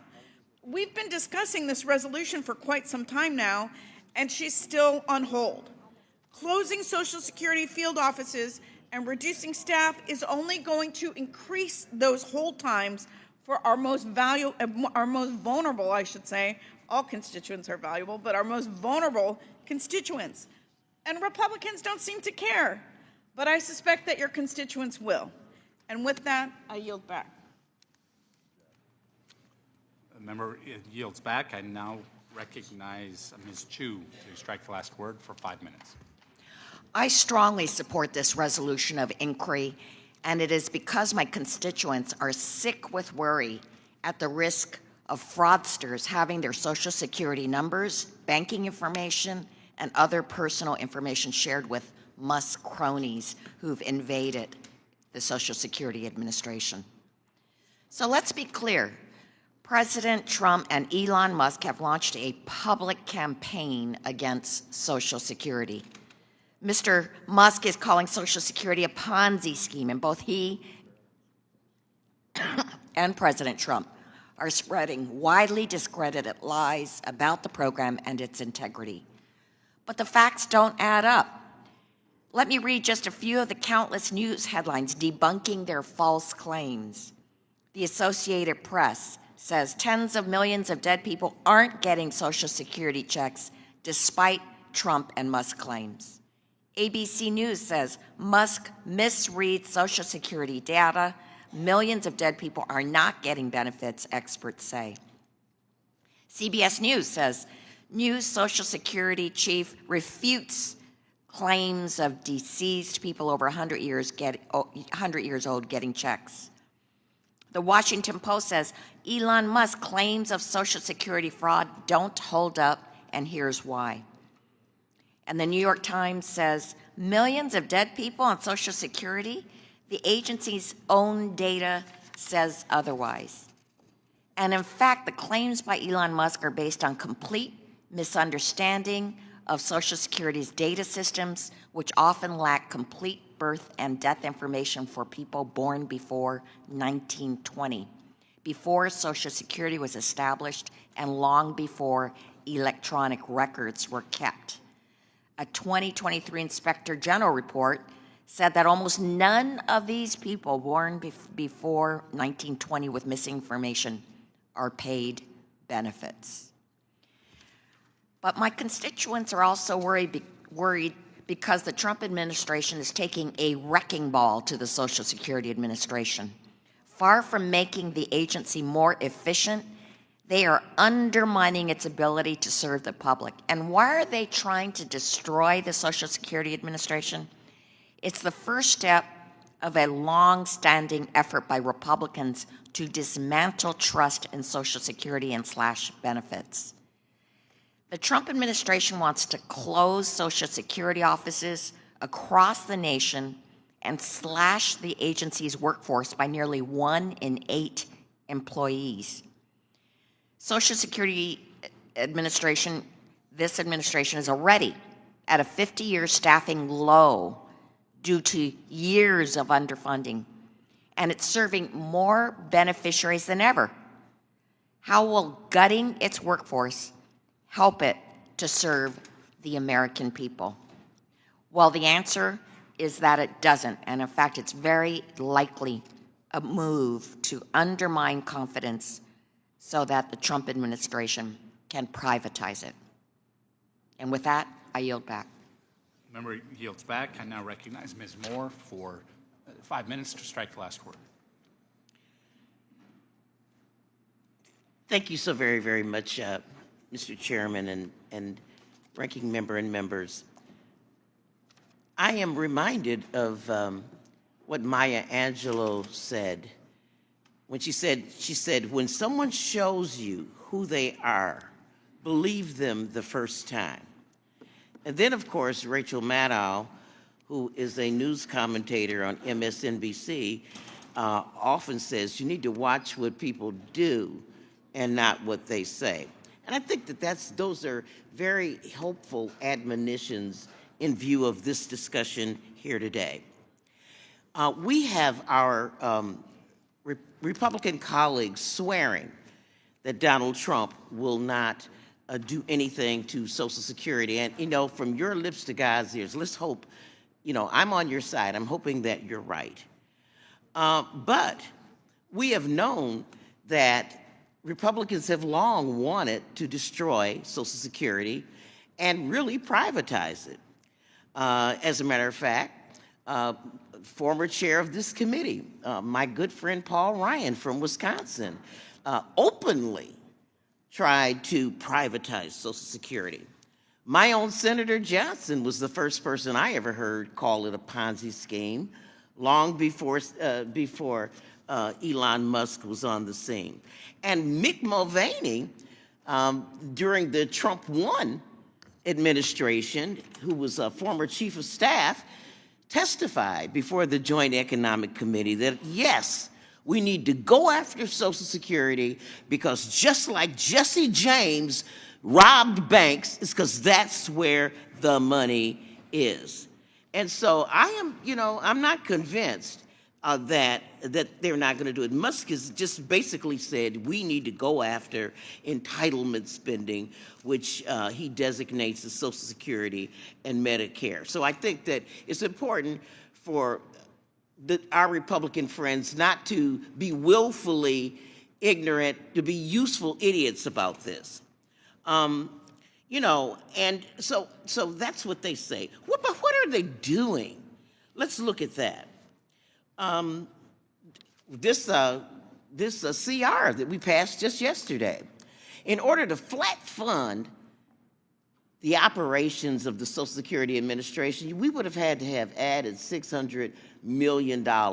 Instead of adding the $600 just to flat fund the agency, they cut it by an additional $100 million.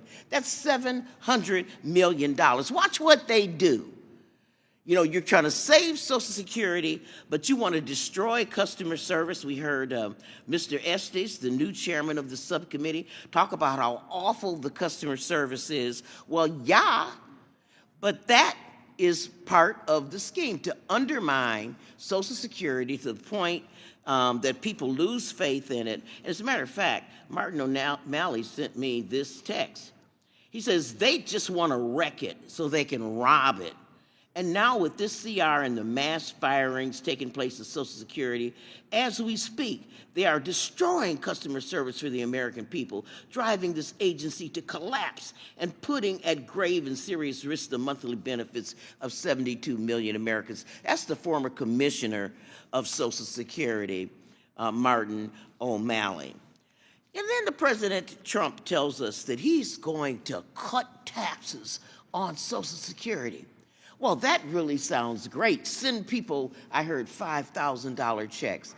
That really sounds great. And that, of course, would help people making $20,000, $30,000 immediately, but in the long run, they would be hurt the most, and wealthy people would be helped the most. But in the meantime, it would cost the trust fund $1.5 trillion to do that.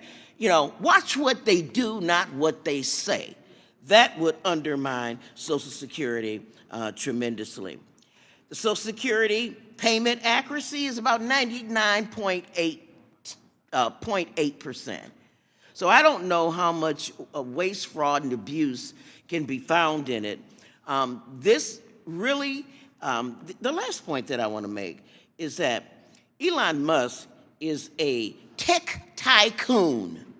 And I wonder what the value of this data is to him. It's immeasurable. So this is a serious conflict of interest for this man to have Social Security data when he is a tech tycoon. Member's time has expired. Thank you so much, Mr. Chairman, for your indulgence, and I yield back. I recognize Mr. Boyle to strike the last word for 5 minutes. Thank you, Mr. Chairman. Strike the last word. Mr. Chairman, 70 million Americans get Social Security. It is the most successful anti-poverty program in American history. It is sometimes called an entitlement. I prefer to call it an earned benefit. Millions of Americans throughout their working careers paid into Social Security with every paycheck. It truly is an earned benefit. Now, there's some who have expressed falsely the notion that somehow Social Security contributes to our national debt. It doesn't at all. In fact, right now, there is a $2.7 trillion surplus in the Social Security Trust Fund. It has been certified both by the Congressional Budget Office as well as the Social Security trustees that there is enough money in the trust fund to fully pay out benefits, 100% of benefits, today through the year 2035, so for the next decade. And certainly we have enough time over the next decade to make modifications that are necessary to ensure that Social Security is fully there for generations to come. So no, the greatest threat to Social Security is not its current financing. The greatest threats to Social Security are Donald Trump and Elon Musk. Elon Musk recently called Social Security a Ponzi scheme. Not the first time, by the way, that he has used that exact term, a Ponzi scheme. You know, Vice President Vance last fall explicitly said that Elon Musk would, and I quote, target Social Security, and that he has. Elon Musk has previously raised the specter of privatization of Social Security. This is also not the first time that we have heard of a Republican effort to privatize Social Security. Exactly 20 years ago, when George W. Bush won re-election, right about this moment, he said, and I quote, "I have political capital and I intend to use it." He wanted to spend that political capital on the privatization of Social Security. Fortunately, that effort was defeated. Elon Musk is not the first and won't be the last Republican to call Social Security a Ponzi scheme. There are multiple Republican members of the U.S. Senate serving right now who called it exactly that, a Ponzi scheme, one of whom went further in a legislation that every 5 years Social Security, Medicare, and Medicaid would have to be reauthorized or they would go away. That is the ultimate goal. We should be under no illusion whatsoever that this so-called DOGE effort is to identify waste or fraud.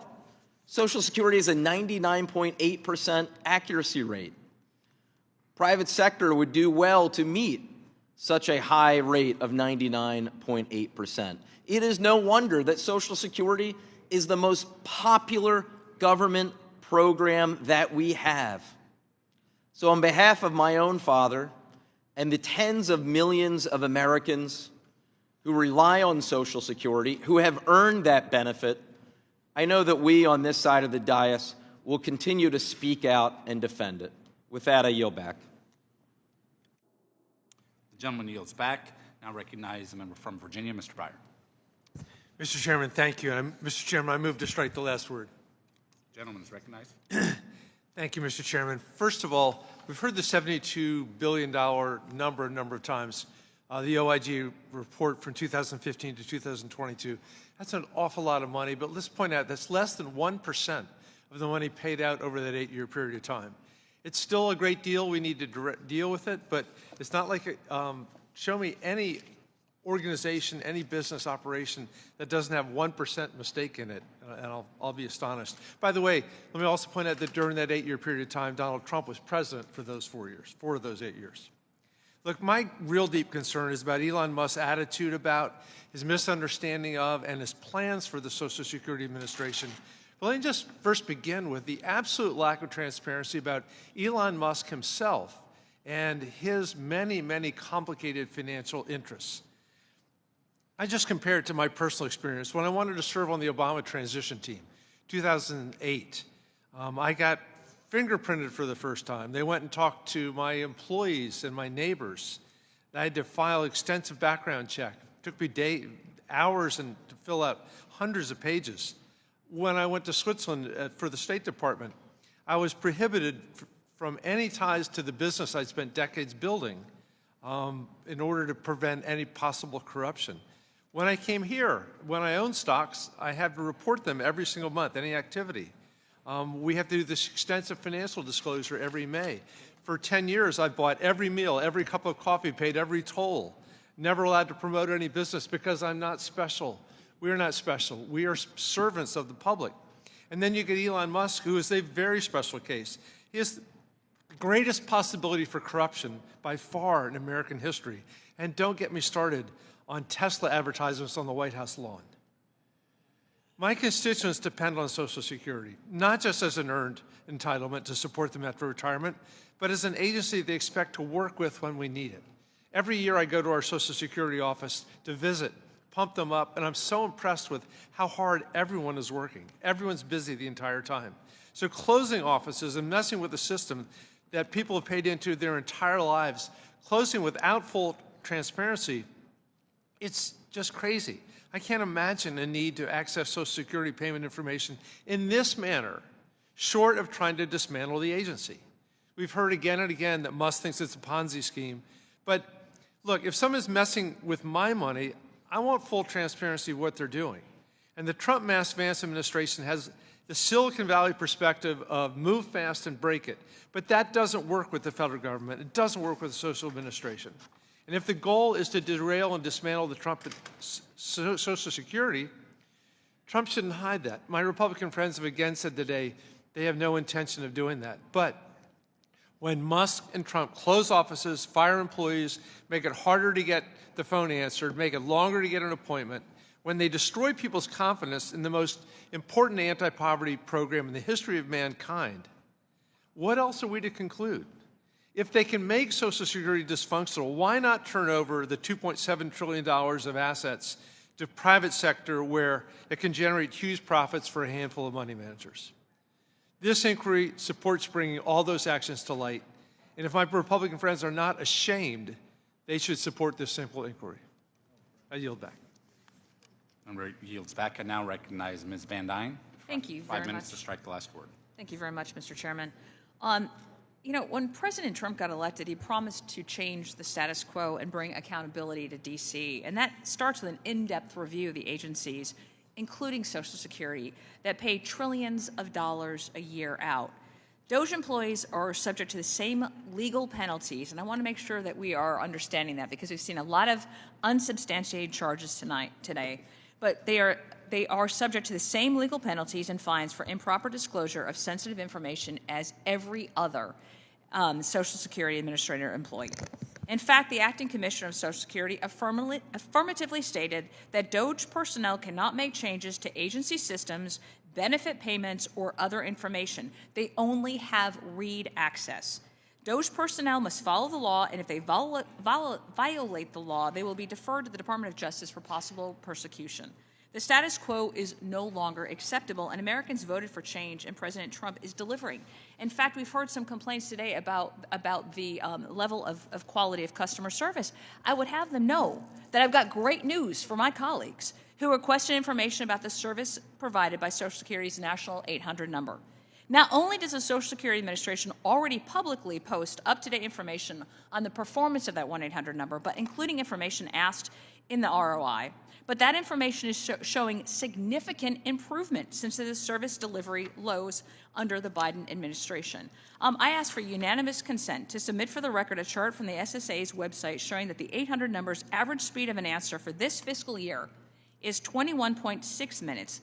This is down, by the way, from 35.8 minutes during the Biden administration. So I would hope that all of my colleagues on the other side of the aisle would be thanking President Trump. But I also want to talk about some of the most egregious and easily provable lie that we've heard on this side, that President Trump wants to get rid of or deduct from Social Security, wants to reduce Social Security.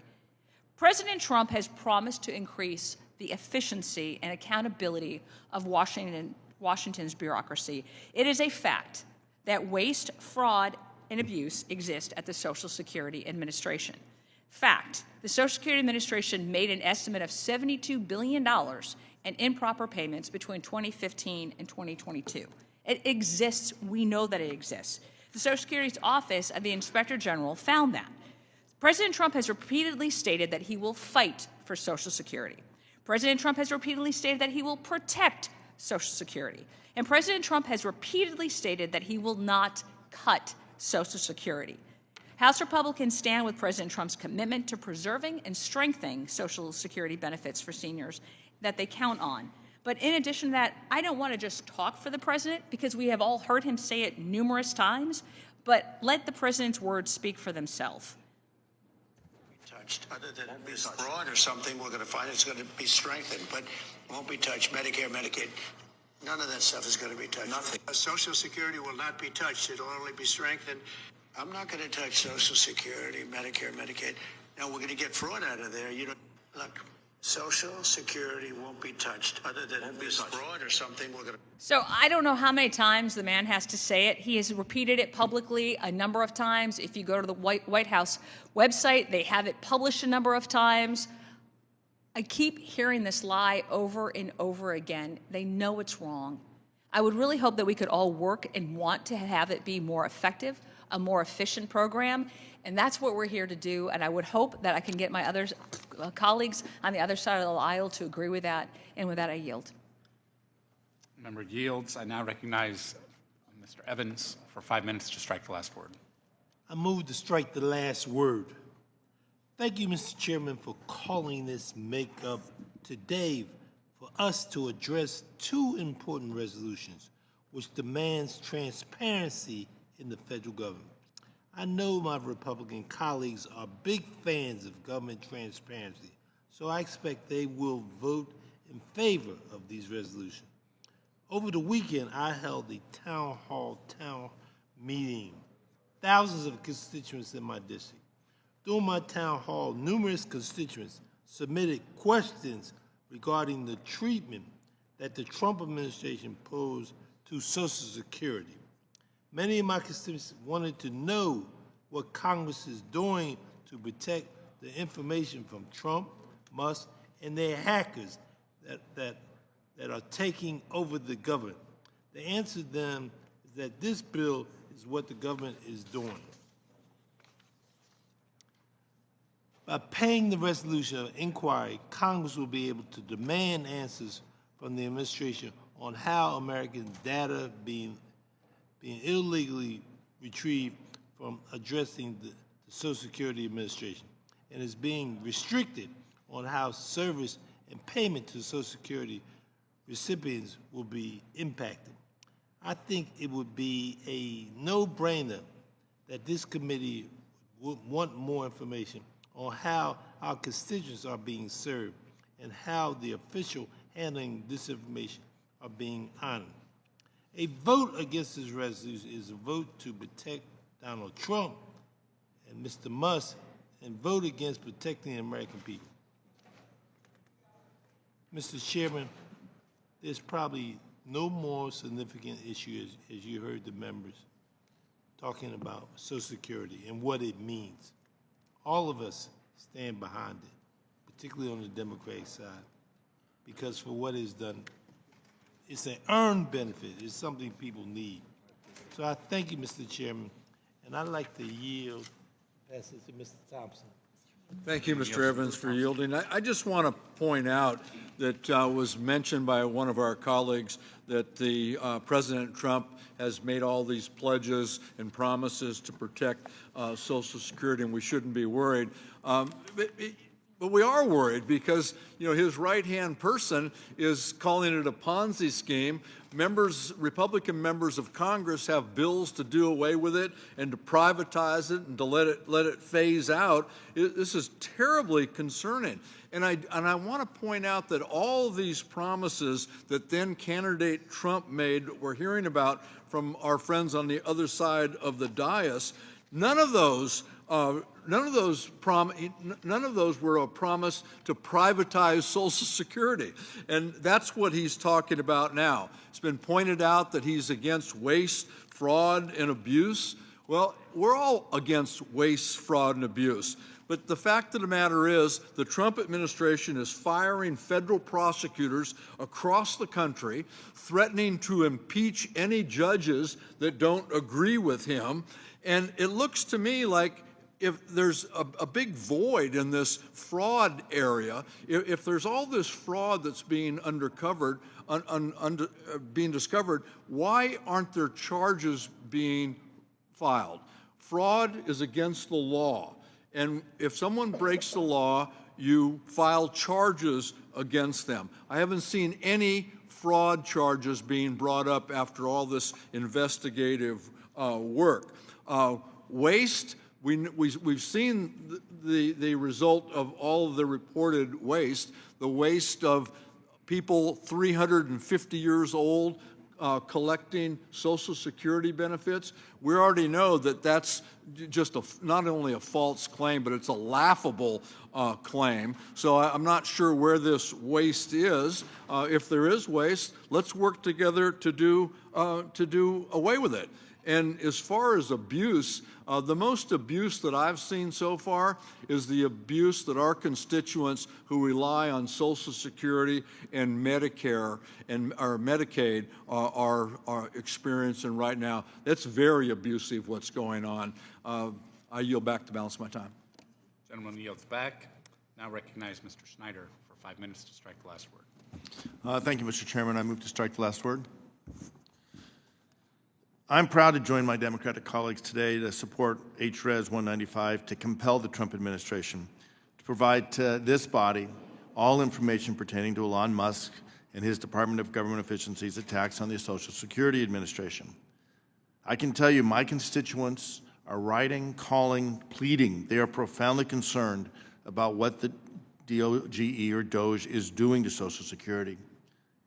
Maybe there's a good plan, but they don't know, and the words we're hearing, Elon Musk calling it a Ponzi scheme, give reason, legitimate reason for concern.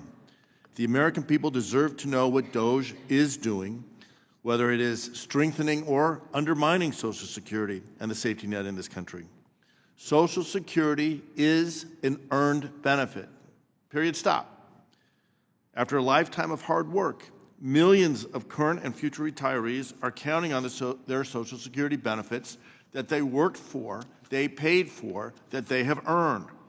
I didn't think that I would have to sit in this hearing room and make the case to my Republican colleagues, but we must do everything we can to protect Social Security. 40-plus years ago, Congress worked together to strengthen Social Security for the next generations. That burden is falling on us, and unfortunately, we are turning our back and abdicating our responsibilities, Congress's responsibilities, acquiescing to the demands of an unelected oligarch. Social Security is under direct threat from Elon Musk and DOGE. The millions of workers who have followed the rules for their entire careers and paid into this system deserve to trust that their hard-earned benefits will not be cut by an unelected oligarch. My Republican colleagues today will tell you that the Trump administration will not hurt Social Security and benefits. We even heard a recording of the president's voice, and that the Democrats are needlessly causing panic or obsessed with Elon Musk. Let me be clear. I would love to never think or hear from Elon Musk ever again. I wish I could count on the president to be true to his words. History has shown otherwise. This week I had a telephone town hall, and I promise you that the people on that town hall are frightened about the actions of Elon Musk and the false promises of President Trump. They are scared that their benefits are at risk. I wish I could provide them the comfort and confidence that Social Security is safe. But sadly, that's not the world we're living in today. Elon Musk thinks Social Security, and again I am quoting, is the biggest Ponzi scheme of all time. And he's the one in the driver's seat. Benefits that are earned by people working and paying into a system are not a Ponzi scheme. Elon Musk has said that the fraud in Social Security is the big one to eliminate. I agree we should eliminate fraud. We should work to eliminate waste. We can all agree that there are improvements to be made in the federal government, and processes can always be made more efficient to better serve the American people. That's not what DOGE is doing.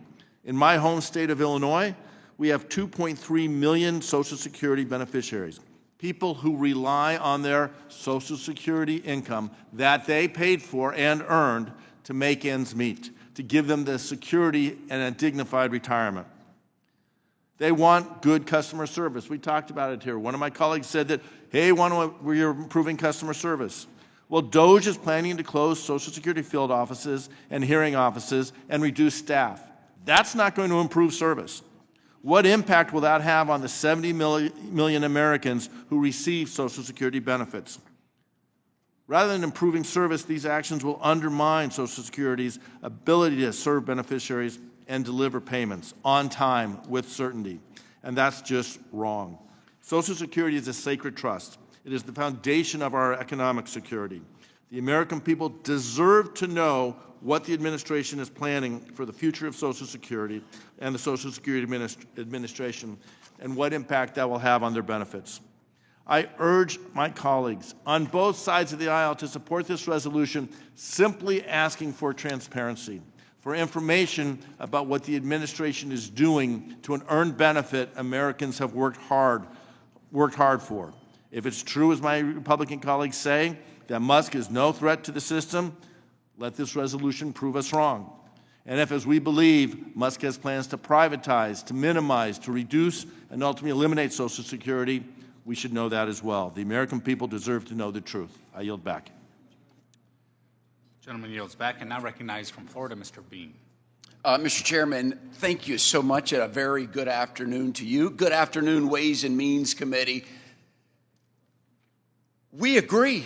There is something that these two sides that keep going back and forth agree on. The American people are scared and confused, and there's one reason why they are scared and confused about Social Security, because these folks on the left of me keep saying falsely that President Trump and these Republicans want to cut, privatize, or eliminate Social Security. It is simply not true. When you bang your hand on the dais and you raise your voice to scare the American people and confuse them, I don't think it does us any good. Because I'm going to tell you the truth, American people. I don't know what camera to look at if I'm looking directly at the American people. The American people need to know this town, our government, is addicted to spending. They're addicted to spending, and we are an addict of spending. Both parties have abused it. Both parties have overspent. And now our promise to the American people to always give you your money through Social Security is in jeopardy. In 9 years, if we don't make changes in 9 years, 2034, changes will come automatically, and these benefits will be adjusted downward. And that's the last thing that President Trump, this committee, Chairman Smith, Chairman Estes, who showed us last week in a slideshow that's really terrifying, that we have to make changes. So we're gonna have to cut ourselves off. It's like an addict realizing that changes are going to have to be made. We bring in an auditor who points out all of this crazy spending, and because some people can't defend the crazy spending found, their playbook is the only card to play is to blame the auditor. It's almost as if we owned a store that was robbed. Elon Musk watches the video and says, here's who stole from you. And then we say, oh my gosh, I can't believe he looked at the videotape. He had no authority to look at the videotape of who robbed me. So people, we have to come together. And I want you to know your words have consequences. You have vilified Elon Musk, who's working for free. He is a government employee, but he's working for free. I've got 2 articles of massive attacks nationwide on Elon Musk's Tesla program at dealerships. And Mr. Chairman, with your permission, I've got a CBS News article, Molotov cocktails, arson, graffiti across the nation, as well as an online edition of Order in Courts of all of the things that are happening to charging stations across the United States. And without objection, I ask that they be entered into the record. Without objection, so ordered. So we're addicted to spending. We got to cut ourselves off. Now, I know we keep hearing Elon Musk is unelected. He's unelected. Let me tell you who is unelected. Whoever was using Biden's auto pen for the last 4 years, that is who is unelected. I've heard some history stories this morning. I'm going to give you the history, the real history of the last time we came together to solve problems. Let me tell you who did it. It was, how about this? It was Bill Clinton. Bill Clinton and Newt Gingrich from both sides of the political spectrum came together, and they passed the last balanced budget. And how about this? Bill Clinton did it through the elimination of 428,000 employees And he did it through $25,000 buyouts. He offered buyouts for federal employees. And so that is the playbook of how we can get it done. Let me tell you, American people, I'm looking at you, and I'm making an honest plea to this committee and everybody watching. If we're going to solve it, maybe we need to go to a room where there's no cameras and we can be honest that we're going broke. We have an addiction to spending. And it's just hard to realize that that can't continue. We're on an unsustainable path. That is the dangerous existential threat to our country. It's just we're spending ourselves into oblivion. So finally, we're realizing we've got a government we can't afford, we've got employees we can't afford, and we are finally right-sizing. I know it hurts. But if we're going to be the land of the free for our children and grandchildren, then we must make these hard decisions right now. Stand with me, Democrats. Stand with me, Republicans. And let's go forward for the American people. Get this job done for our kids and grandkids. Mr. Chairman, I yield back. Gentleman yields back, and I recognize from California, Mr. Panetta. Thank you, Mr. Chairman. I move to strike the last word. To my colleague and good friend from Florida, Mr. Bean, look, man, fact is that the Clinton administration had a plan. That's all we're asking for. We just want to see the plan. That's the intent of this resolution right here. It's very straightforward. And more importantly, it's desired and it's demanded by my constituents in California's 19th Congressional District. All it would do would require the administration to provide Congress with details about what the heck Elon Musk and DOGE is doing in their accessing of sensitive information at the Social Security Administration. All we're asking for is transparency. And this inquiry would do that by requiring information about the actions taken by DOGE to reduce staff and shut down offices at the Social Security Administration. We are asking because these actions directly impact the delivery of benefits to all of our constituents.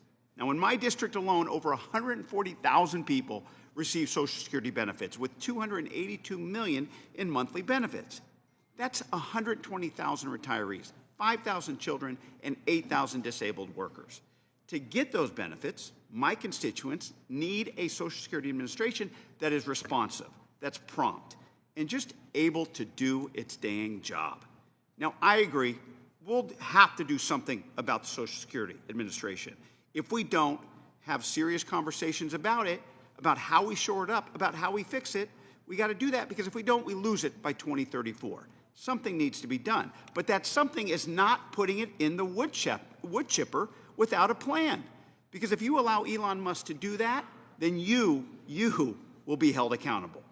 Now, one of the things that I pride myself on, and I think if you're a good member of Congress, all of us pride ourselves on this, is casework. Making the federal government work for people at a personal level. That's what inspired me to run for Congress, because I heard about it throughout my life. This is how we are doing our jobs, that we can then affect people's lives for the better. And when they have an issue with the federal government, when it comes to the services of the federal government that they have earned, they come to us. IRS, veterans, passports, immigration, and of course, Social Security. They rely on us to help them with that. And since I've been in office, we have worked on thousands and thousands of cases related to Social Security. And I'm proud to say that when it comes to Social Security, we have had numerous success stories for people who come to us after struggling to get answers. So we get the inquiry, we get on the horn, and we push the agencies to get them to do the right thing, to get to yes for our constituents. We highlight the issue, we push the issue, and there are people there to help us solve the issue. Now, unfortunately, this administration is doing the exact opposite. It's putting the Social Security Agency in a wood chipper by cutting the people and gutting the systems that help us, that help our constituents get their earned benefits. They want to decimate it. They want to tear it down, and eventually it looks like that they want to privatize it. They are doing this by planning to close nearly 50 field offices and slashing the Social Security workforce by 12%. They have not provided evidence to prove that this can be done without impacting benefits. If anything, they are proving the opposite. Closing field offices means longer travel times and less help for people looking for guidance. Reducing the workforce means fewer people to review disability claims, hear appeals, answer phones, and sort through the paperwork required to claim survivor benefits.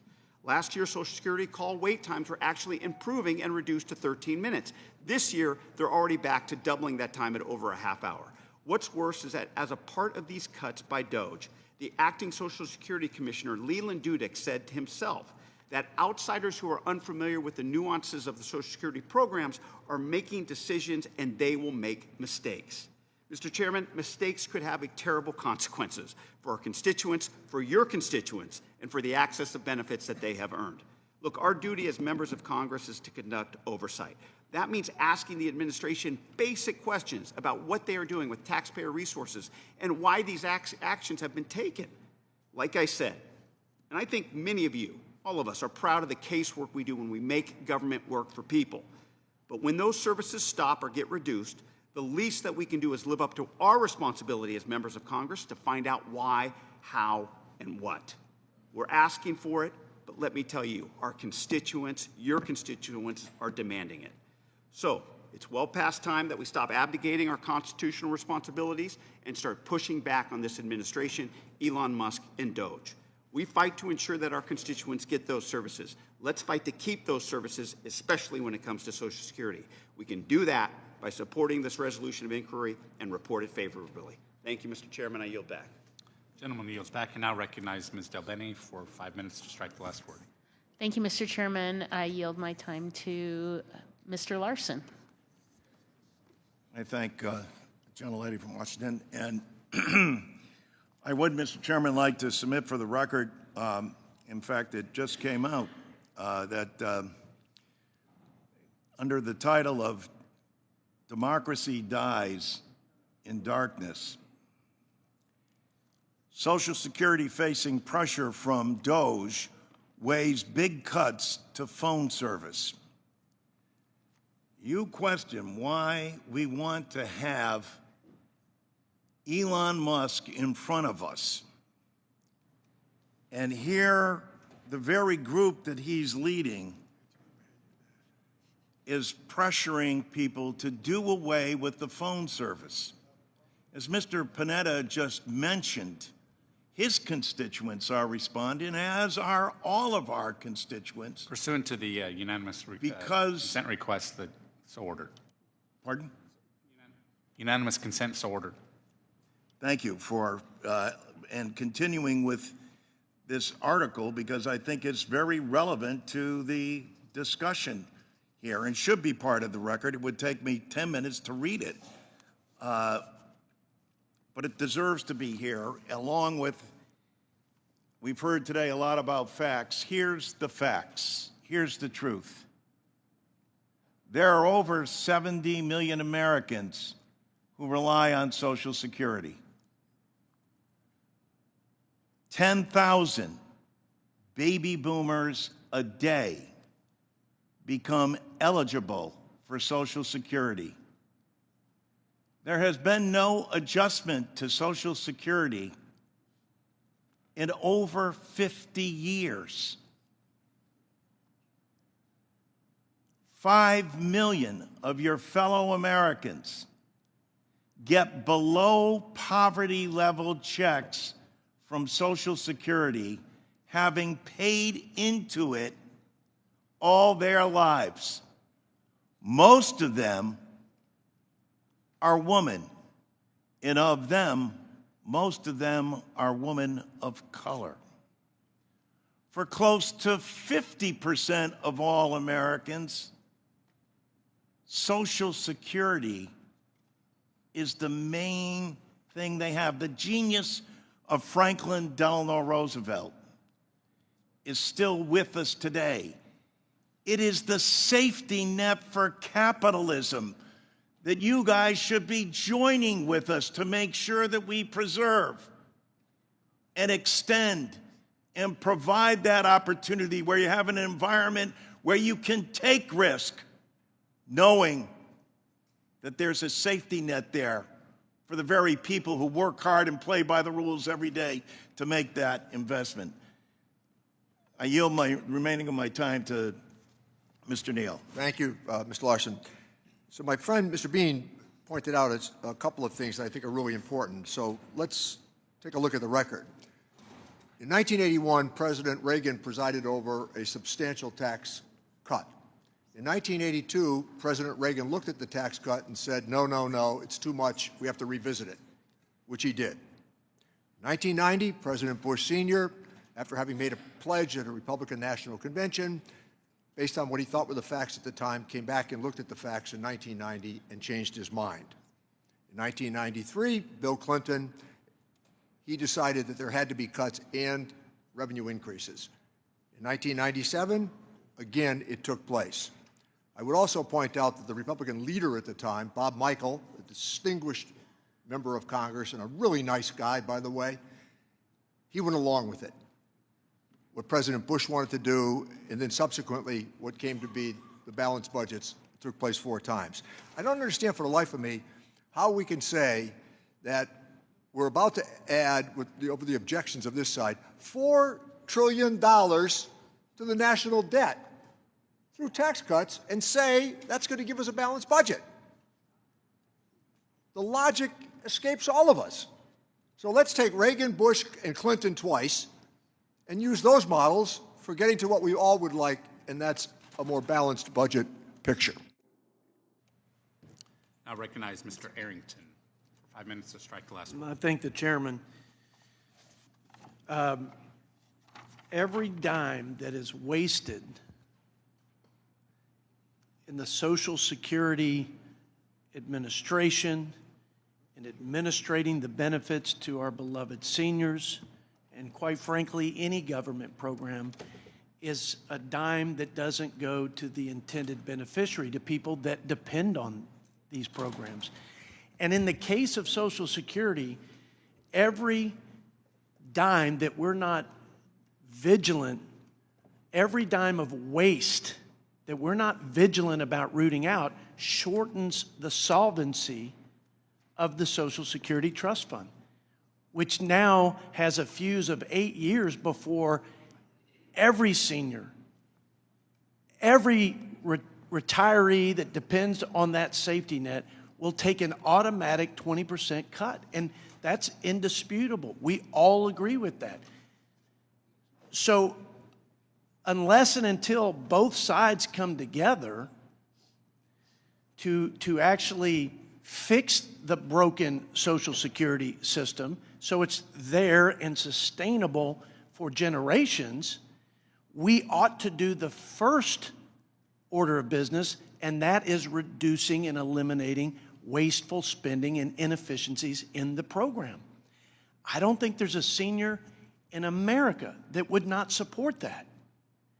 And look, if this were about just merely having a plan, we just want to know, this is just an innocent request for a little more information and transparency, then there wouldn't be this rhetoric about they're decimating the program, they're gutting the program, they're utterly destroying the program. I don't believe you right now. I don't believe that it is this sincere attempt to just understand what the plan is, because the rhetoric isn't consistent with that. It's rhetoric that is scaring our seniors. In fact, I think it's predatory. And it is not productive to the end of having us work together. And we both know, both sides know this, because I know my friend Mr. Larson has a plan. But when the Democrats had full control from top to bottom of this town, they didn't put that plan on the floor. They didn't advance it. Now, you were willing to do it. I appreciate your leadership. I don't like your plan, but you had the courage to put it forward. We all should accept the reality, political reality, that it's going to take both sides to do it, just like with Reagan and Tip O'Neill. Let me finish my point, if I may. This is not going to help us get there. This is why this place is broken, and this is why it's nearly impossible for both sides to come together, because the baseball bat, the political baseball bat, is taken out so easily and quickly to beat the other side when they're trying to do the right thing. The president said he's not going to touch the benefits, he's going to protect it. But but in every program and in every way it's being poorly managed, and dollars are misspent and misappropriated, and there's waste, and the taxpayers and the beneficiaries are being defrauded. He's going to be vigilant. His colleagues, like Elon Musk and others who've been tasked with this, will be diligent, and so will we. That is, I think, an expectation of the American people. I just called the Social Security Administration, and this was the response I got. First of all, I couldn't get to a human being. They said it's going to take a couple of hours, and I don't know any senior that wouldn't give up on that first fact. Secondly, for the disability benefits, it says we'll get back to you in 200 days. Fill out a bunch of forms, wait for 2 hours, we'll get back to you in 200 days. There's got to be a better way to run the railroad. And seniors have suffered, and it's not, the answer isn't always throw more money at it, throw more people at it. I know that's the response for those who believe in, in the government we trust. Well, it's not working. Seniors aren't getting a good response. People aren't showing up to work, and there's a bunch of waste and fraud that needs to be dealt with head on.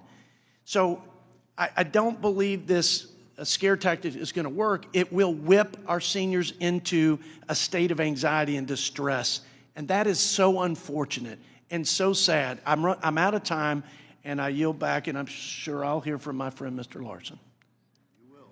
Mr. Horsford. Thank you, Mr. Chair. I request to strike the last word. As lawmakers, we have a solemn duty to protect our constituents, those beneficiaries on Social Security, from external threats and also from bad actors within. That's why I am calling on my colleagues to vote in favor of this resolution. The people who elected us did so with the trust that we would safeguard their privacy, ensuring their personal data is never politicized, sold to the highest bidder, or used to jeopardize their benefits. My constituents should believe and be able to trust that government will work on their behalf regardless of who they choose to represent them on Capitol Hill as well. Mr. Chairman, I'd like to ask unanimous consent to enter into the record an article from CNN, Republicans Succeed in Persuading Musk, but Democrats Hit Dead Ends. Without objection. Earlier this week, President Trump and Elon Musk went about cherry-picking which Social Security field and hearing offices would stay open. In the article, Mr. Cole from Oklahoma was able to convince DOGE to keep his local offices open while they didn't even have the decency to notify my office of their intent to close one of the critical offices in Las Vegas. Let me be clear. Members of Congress shouldn't have to kiss Elon Musk's ass to get our offices for our constituents on Social Security open or to have them remain open. I am offended by the fact that members on the other side are using their access to Elon Musk and jeopardizing the well-being of everyone else. My constituents deserve the same treatment that Representative Coles are receiving. And this is not about politics. It's not about voting Republican or Democrat or whether you belong to a party or not. And I also want to lift up this article that just came out because it speaks to the hypocrisy. While we are having this hearing today, and while the other side is objecting to even getting basic information about what Elon Musk is doing to Social Security, they literally announced ending the phone program that helps with claims processing and is used by millions of elderly and disabled Americans. Without objection.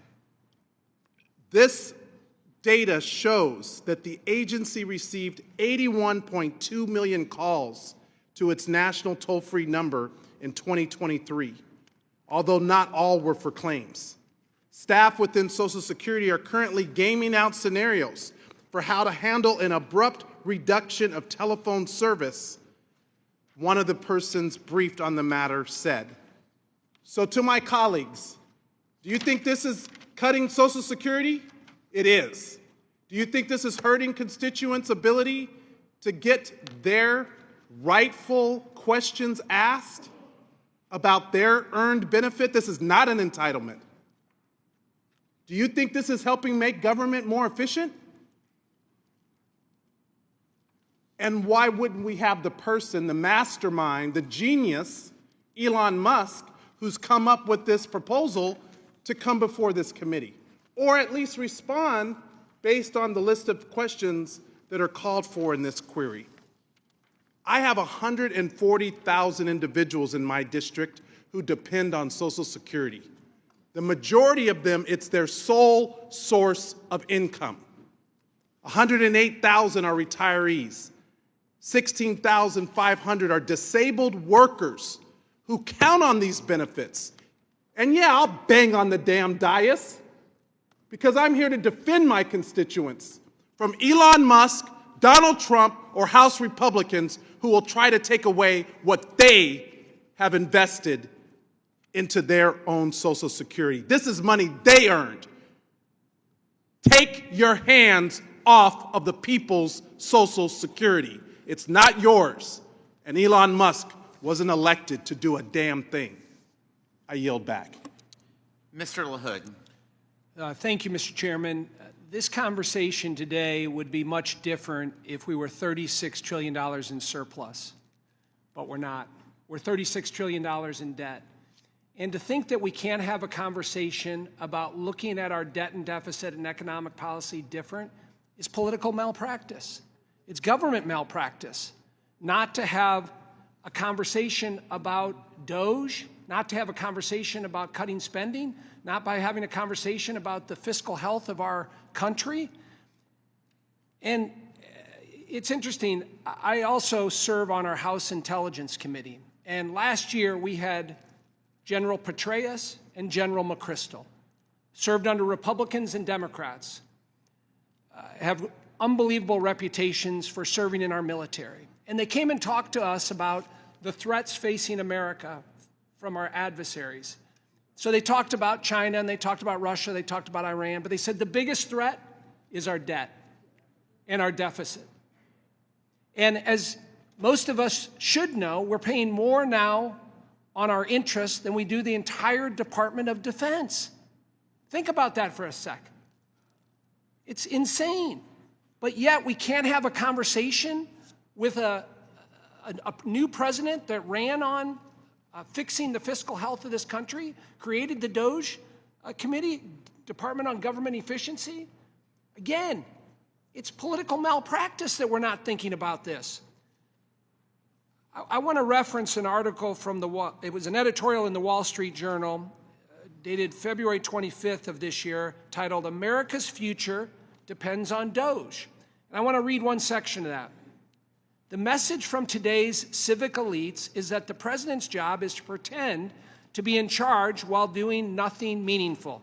Shut up. Don't disturb the administrative state. Let it keep doing its thing without oversight or disruption. And you'll get your library or best-selling presidential memoir. Mr. Trump refuses this deal. In his second term, he's determined to slay the bureaucratic beast. He knows all too well from his first term and the Biden years. DOGE's efforts are epic, breaking more than a century of acquiescence to spending and government. The Trump team is courageously confronting the problem head on. We have an obligation and a responsibility to bring down our debt and get this country back on track economically. And the DOGE Commission and what President Trump and his team are doing is putting us on that path. I yield back. Ms. Plaskett. Mr. Chair, I move to strike the last word. Ladies recognized. Thank you. Thank you very much, Mr. Chair. You know, my colleagues today we've all been talking about accountability. And I think that this resolution speaks to accountability. Because many of us believe that the Trump administration is taking a wrecking ball to Social Security Administration. And they don't want to meet with us about that. Far from making the agency more efficient, the Trump administration is undermining its ability to serve the public. And the primary question is, why? Why is this happening? Why is privatization the goal? Why are they trying to destroy Social Security? Many of us believe it's the first step of a long-standing effort by Republicans to dismantle trust in Social Security, slash benefits, and then allow people who are disgruntled and have lost faith in it to allow Wall Street to take it over. The Trump administration wants to close Social Security offices, slash agencies' workforce. The Social Security Administration is already at a 50-year staffing low due to years of underfunding. And with baby boomers increasing the number of beneficiaries, that's a recipe for disaster. How will gutting the workforce help Social Security Administration serve the American people? The point is, it does not. That's the goal. It does not. The chaos and the confusion, the constant stream of misinformation and missteps have a purpose. Let's talk about that. The misinformation, a Ponzi scheme. Listen, I'm a New Yorker. I understand a Ponzi scheme. A con man promises a payout that he can't deliver, collects the money, and disappears.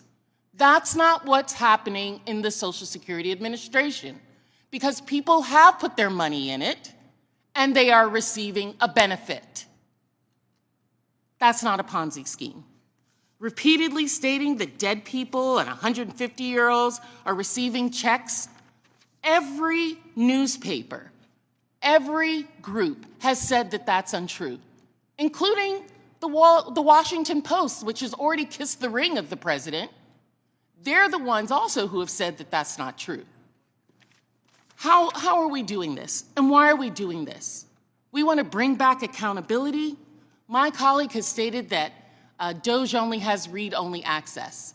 We've seen weeks ago that that's not true. Oh, they just accidentally were able to make changes to it, they told us later on, and now they've gone back to read-only access. As a lawyer, the notion that they can be prosecuted for improper disclosure, that's if you find that they've had improper disclosure, first of all, and second of all, if they keep the information for themselves for data mining, for future elections, we would never be able to find that out to be able to prosecute it, because it's not disclosed to anyone but themselves. Why are they keeping this information, and what is the purpose of it? Make no mistake, the Trump administration's actions are to devastate the Social Security Administration's ability to serve the public and deliver Social Security payments so that they can then have access to $2.7 trillion for Wall Street to be able to play with. They need more money because you know what? We're not addicted to spending, as my colleague said. Many people are addicted to greed. That's what this is about. And the greed happens to be not from themselves, but for the American people. That's the Ponzi scheme, is them taking your damn money and using it for them own self, to enrich themselves more than they already have. That's the addiction. And you know what? This place is broken because Congress has abdicated its responsibility to be the ones to find that race fraud and abuse and to do something different about it. We're letting somebody who's unelected, who's an auditor, now he's an auditor. Is he everything? Is he God? To be able to do what he wants to do with the American people. It's got to stop. I yield back. Any further members wish to strike the last word? Mr. Swazi. Okay, thank you, Mr. Chairman. I just want to point out some basic facts that people need to understand. Jody, this is important. In the 1970s, we had about 203 million people in America. Today, we have 350 million people in America. In the 1970s, we had about 3 million federal employees. In the 1980s, we had 3.3 million federal employees. In the 1990s, we had 3.4 million federal employees. In 2020, we had 3 million, same as it was in 1970. And so we have about the same number of employees in the federal government today as we had back in the 1970s, even though the population has increased from about 203 million to 350 million people. And we've hired a lot more outside contractors than ever before. We've spent a lot more on outside contracts, like with Elon Musk, for example. But we have the same number of employees that we had back in 1970 as we do today. Now, I don't have back to 1970, but in the Social Security Department, you talked about how your phone call took a long time today. Well, who's in charge right now? Because on the day the Biden administration left, they had gotten it down to a record low response time of 12 minutes to respond to a call, which even 12 minutes to me seems like too much, but that was a record low for what it was. Today, it's going through the roof. And if you look at the number of employees in the Social Security Department, in 1999, there were 59,000 employees. In 2010, there were 66,000 employees. So 59,000 in 1999, 66,000 in 2010. At the end of the Biden administration, there were 56,000 employees, less than it was in 1999, 3,000 less than it was in 1999, and now we're talking about taking it down by another 10,000. Well, no wonder everybody's going to complain that things are broken and it's not working well, because we're trying to take it down. Now, when I was the county executive of Nassau County, we was rated the worst-run county in America before I got there, I want to point out. But we went from 8,500 employees down to about 7,000 employees. We did not do it by laying off the lowest wage new employees, the probationary employees. We did it by normal attrition and by offering retirement incentives to the highest wage, most senior employees. And when those people left, we tried to make up for the reduced workforce by improving the technology and by doing consolidation and procedures and processes to make things more efficient. What we're doing now through DOGE is so haphazard and so reckless. And the idea of trying to instill this fear in people and lay off the low-wage people, the provisionary employees, in places that we're trying to hire people up to try and get to the backlogs, like in the IRS, where we make more money than we spend when we hire employees, doesn't make any sense to me.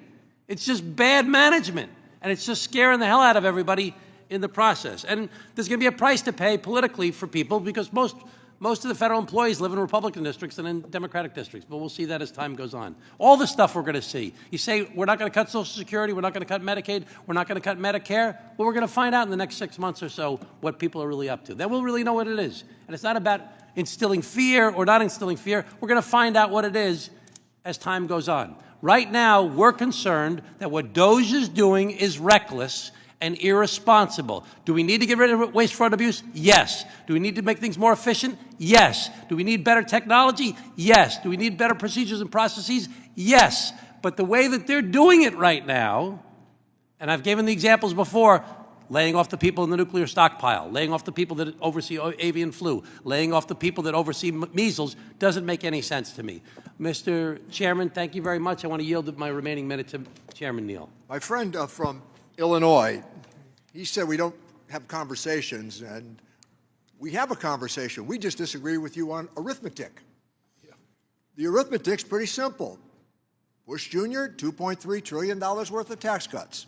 2017, borrowing $2.3 trillion for a tax cut. Now, to hold forth on the basis of what is alleged to be this out-of-control debt. Oh, and by the way, we're going to raise the debt ceiling by $4 trillion in coming weeks so that we can pay for another tax cut. I mean, the logic escapes all of us here. How we can hold forth and suggest on one hand, we're all very concerned about the debt. Oh, but we'll borrow $2.3 trillion to add more to the debt. And now, $4 trillion we will add to the debt. But we can't have that conversation because it gets in the way of our determination to continue to do borrowing and then complain about the size of the debt. I yield back. Thank you, Chairman. additional members wish to strike the last word? Seeing none, are there any amendments?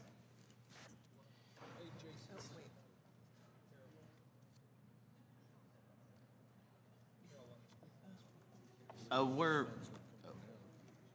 like to strike the last word, and I'd Oh, like. Okay, we'll do that. We moved on, but we'll do that, Ms. Miller, because you don't talk nearly as much as a lot of people on this committee. So, go, Ms. Miller. Well, I'm sorry, Mr. He may change his Chairman, mind. but I am yielding my time to Mr. Arrington. My name.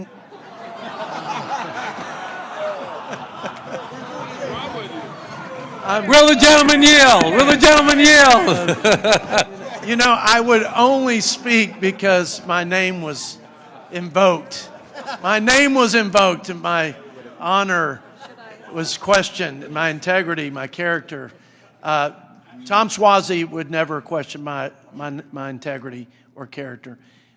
He's too good of a friend, and I wouldn't question his. I have questioned the motive here as more political than principled, and I don't like to do that.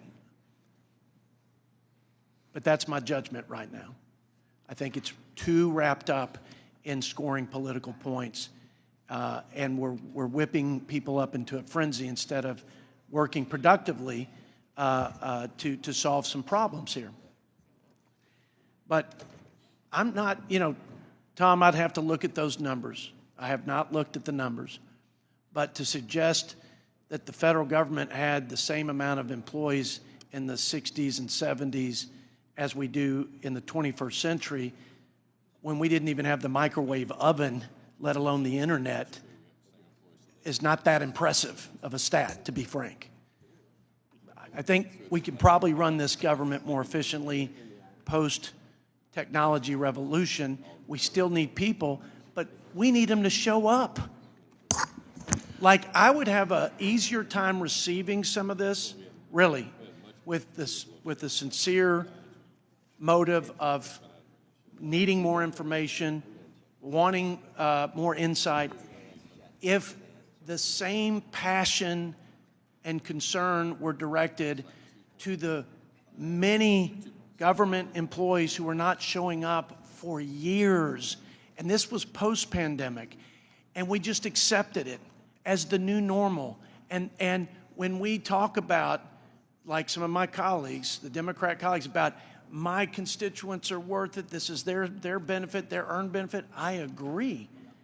But why weren't we fighting to make sure that people were seats, butts were in seats, calls were being answered, cases were being resolved? The very fact, in every congressional office experiences, we had casework through the roof for our retirees who couldn't get their phone calls returned and couldn't get their cases resolved. Will the gentleman yield?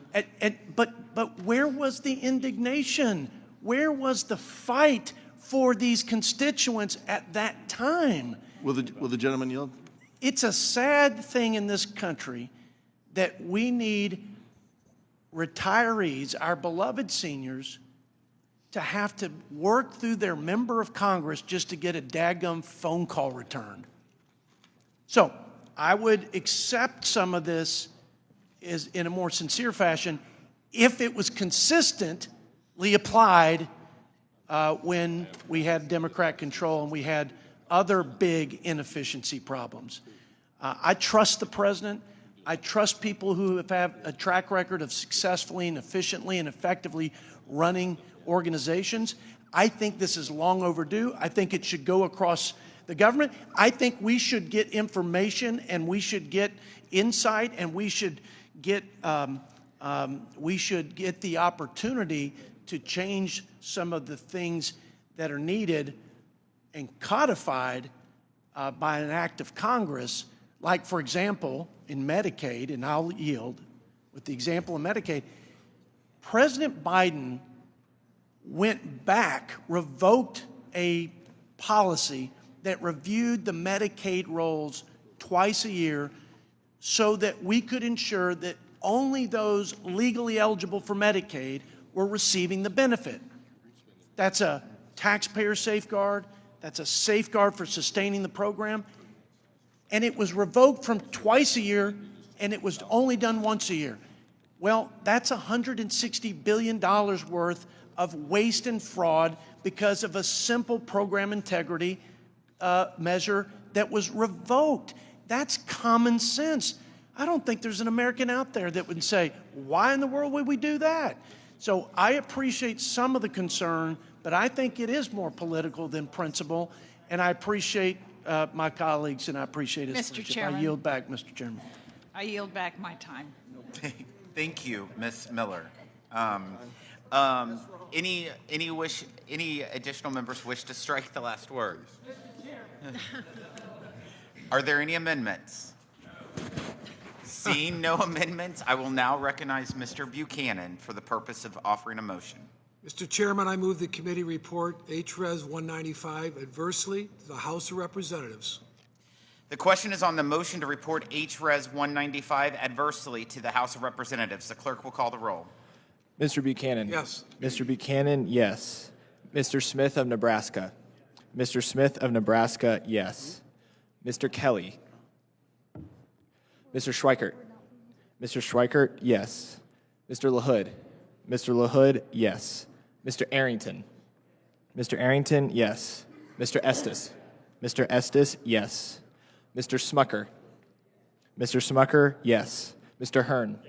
Mr. Hearn, yes. Mrs. Miller. Mrs. Miller, yes. Dr. Murphy. Dr. Murphy, yes. Mr. Kustoff. Mr. Kustoff, yes. Mr. Fitzpatrick. Mr. Fitzpatrick, yes. Mr. Stubbe. Mr. Stubbe, yes. Ms. Tinney. Ms. Tinney, yes. Mrs. Fishbach. Yes. Mrs. Fishbach, yes. Mr. Moore. Yes. Mr. Moore, yes. Ms. Van Dyne. Ms. Van Dyne, yes. Mr. Feenstra. Mr. Feenstra, yes. Ms. Maliotakis. Mr. Carey. Mr. Carey, yes. Mr. Yakum. Mr. Yakum, yes. Mr. Miller. Mr. Miller, yes. Mr. Bean. Yes. Mr. Bean, yes. Mr. Moran.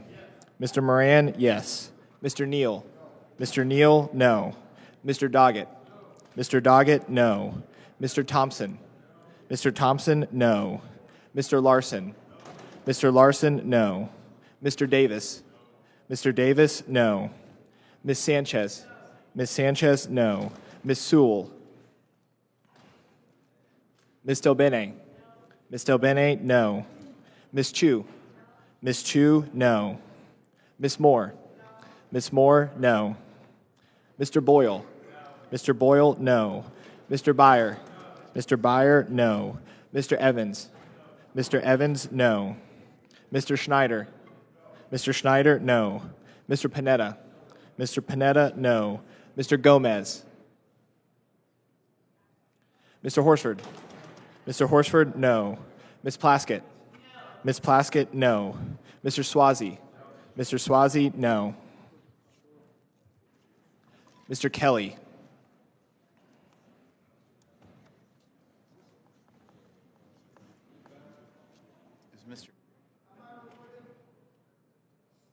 How is Mr. Gomez? I hear him recorded. Mr. Gomez is not recorded. Mr. Gomez, no. Ms. Maliotakis.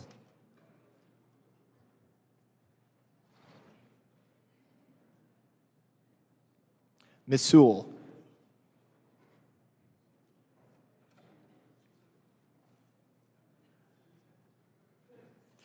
Chairman Smith? Yes. Chairman Smith, yes.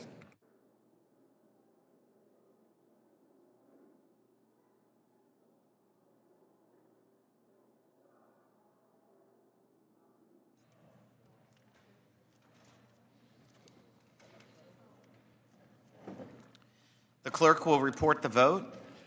The yeses are 24, the noes are 18. There being 24 yeses and 18 noes, the motion is agreed to, and HRES 195 is ordered reported adversely to the House. Without objection, members have 2 additional days to file with the committee clerk supplemental additional dissenting or minority views. We are adjourned.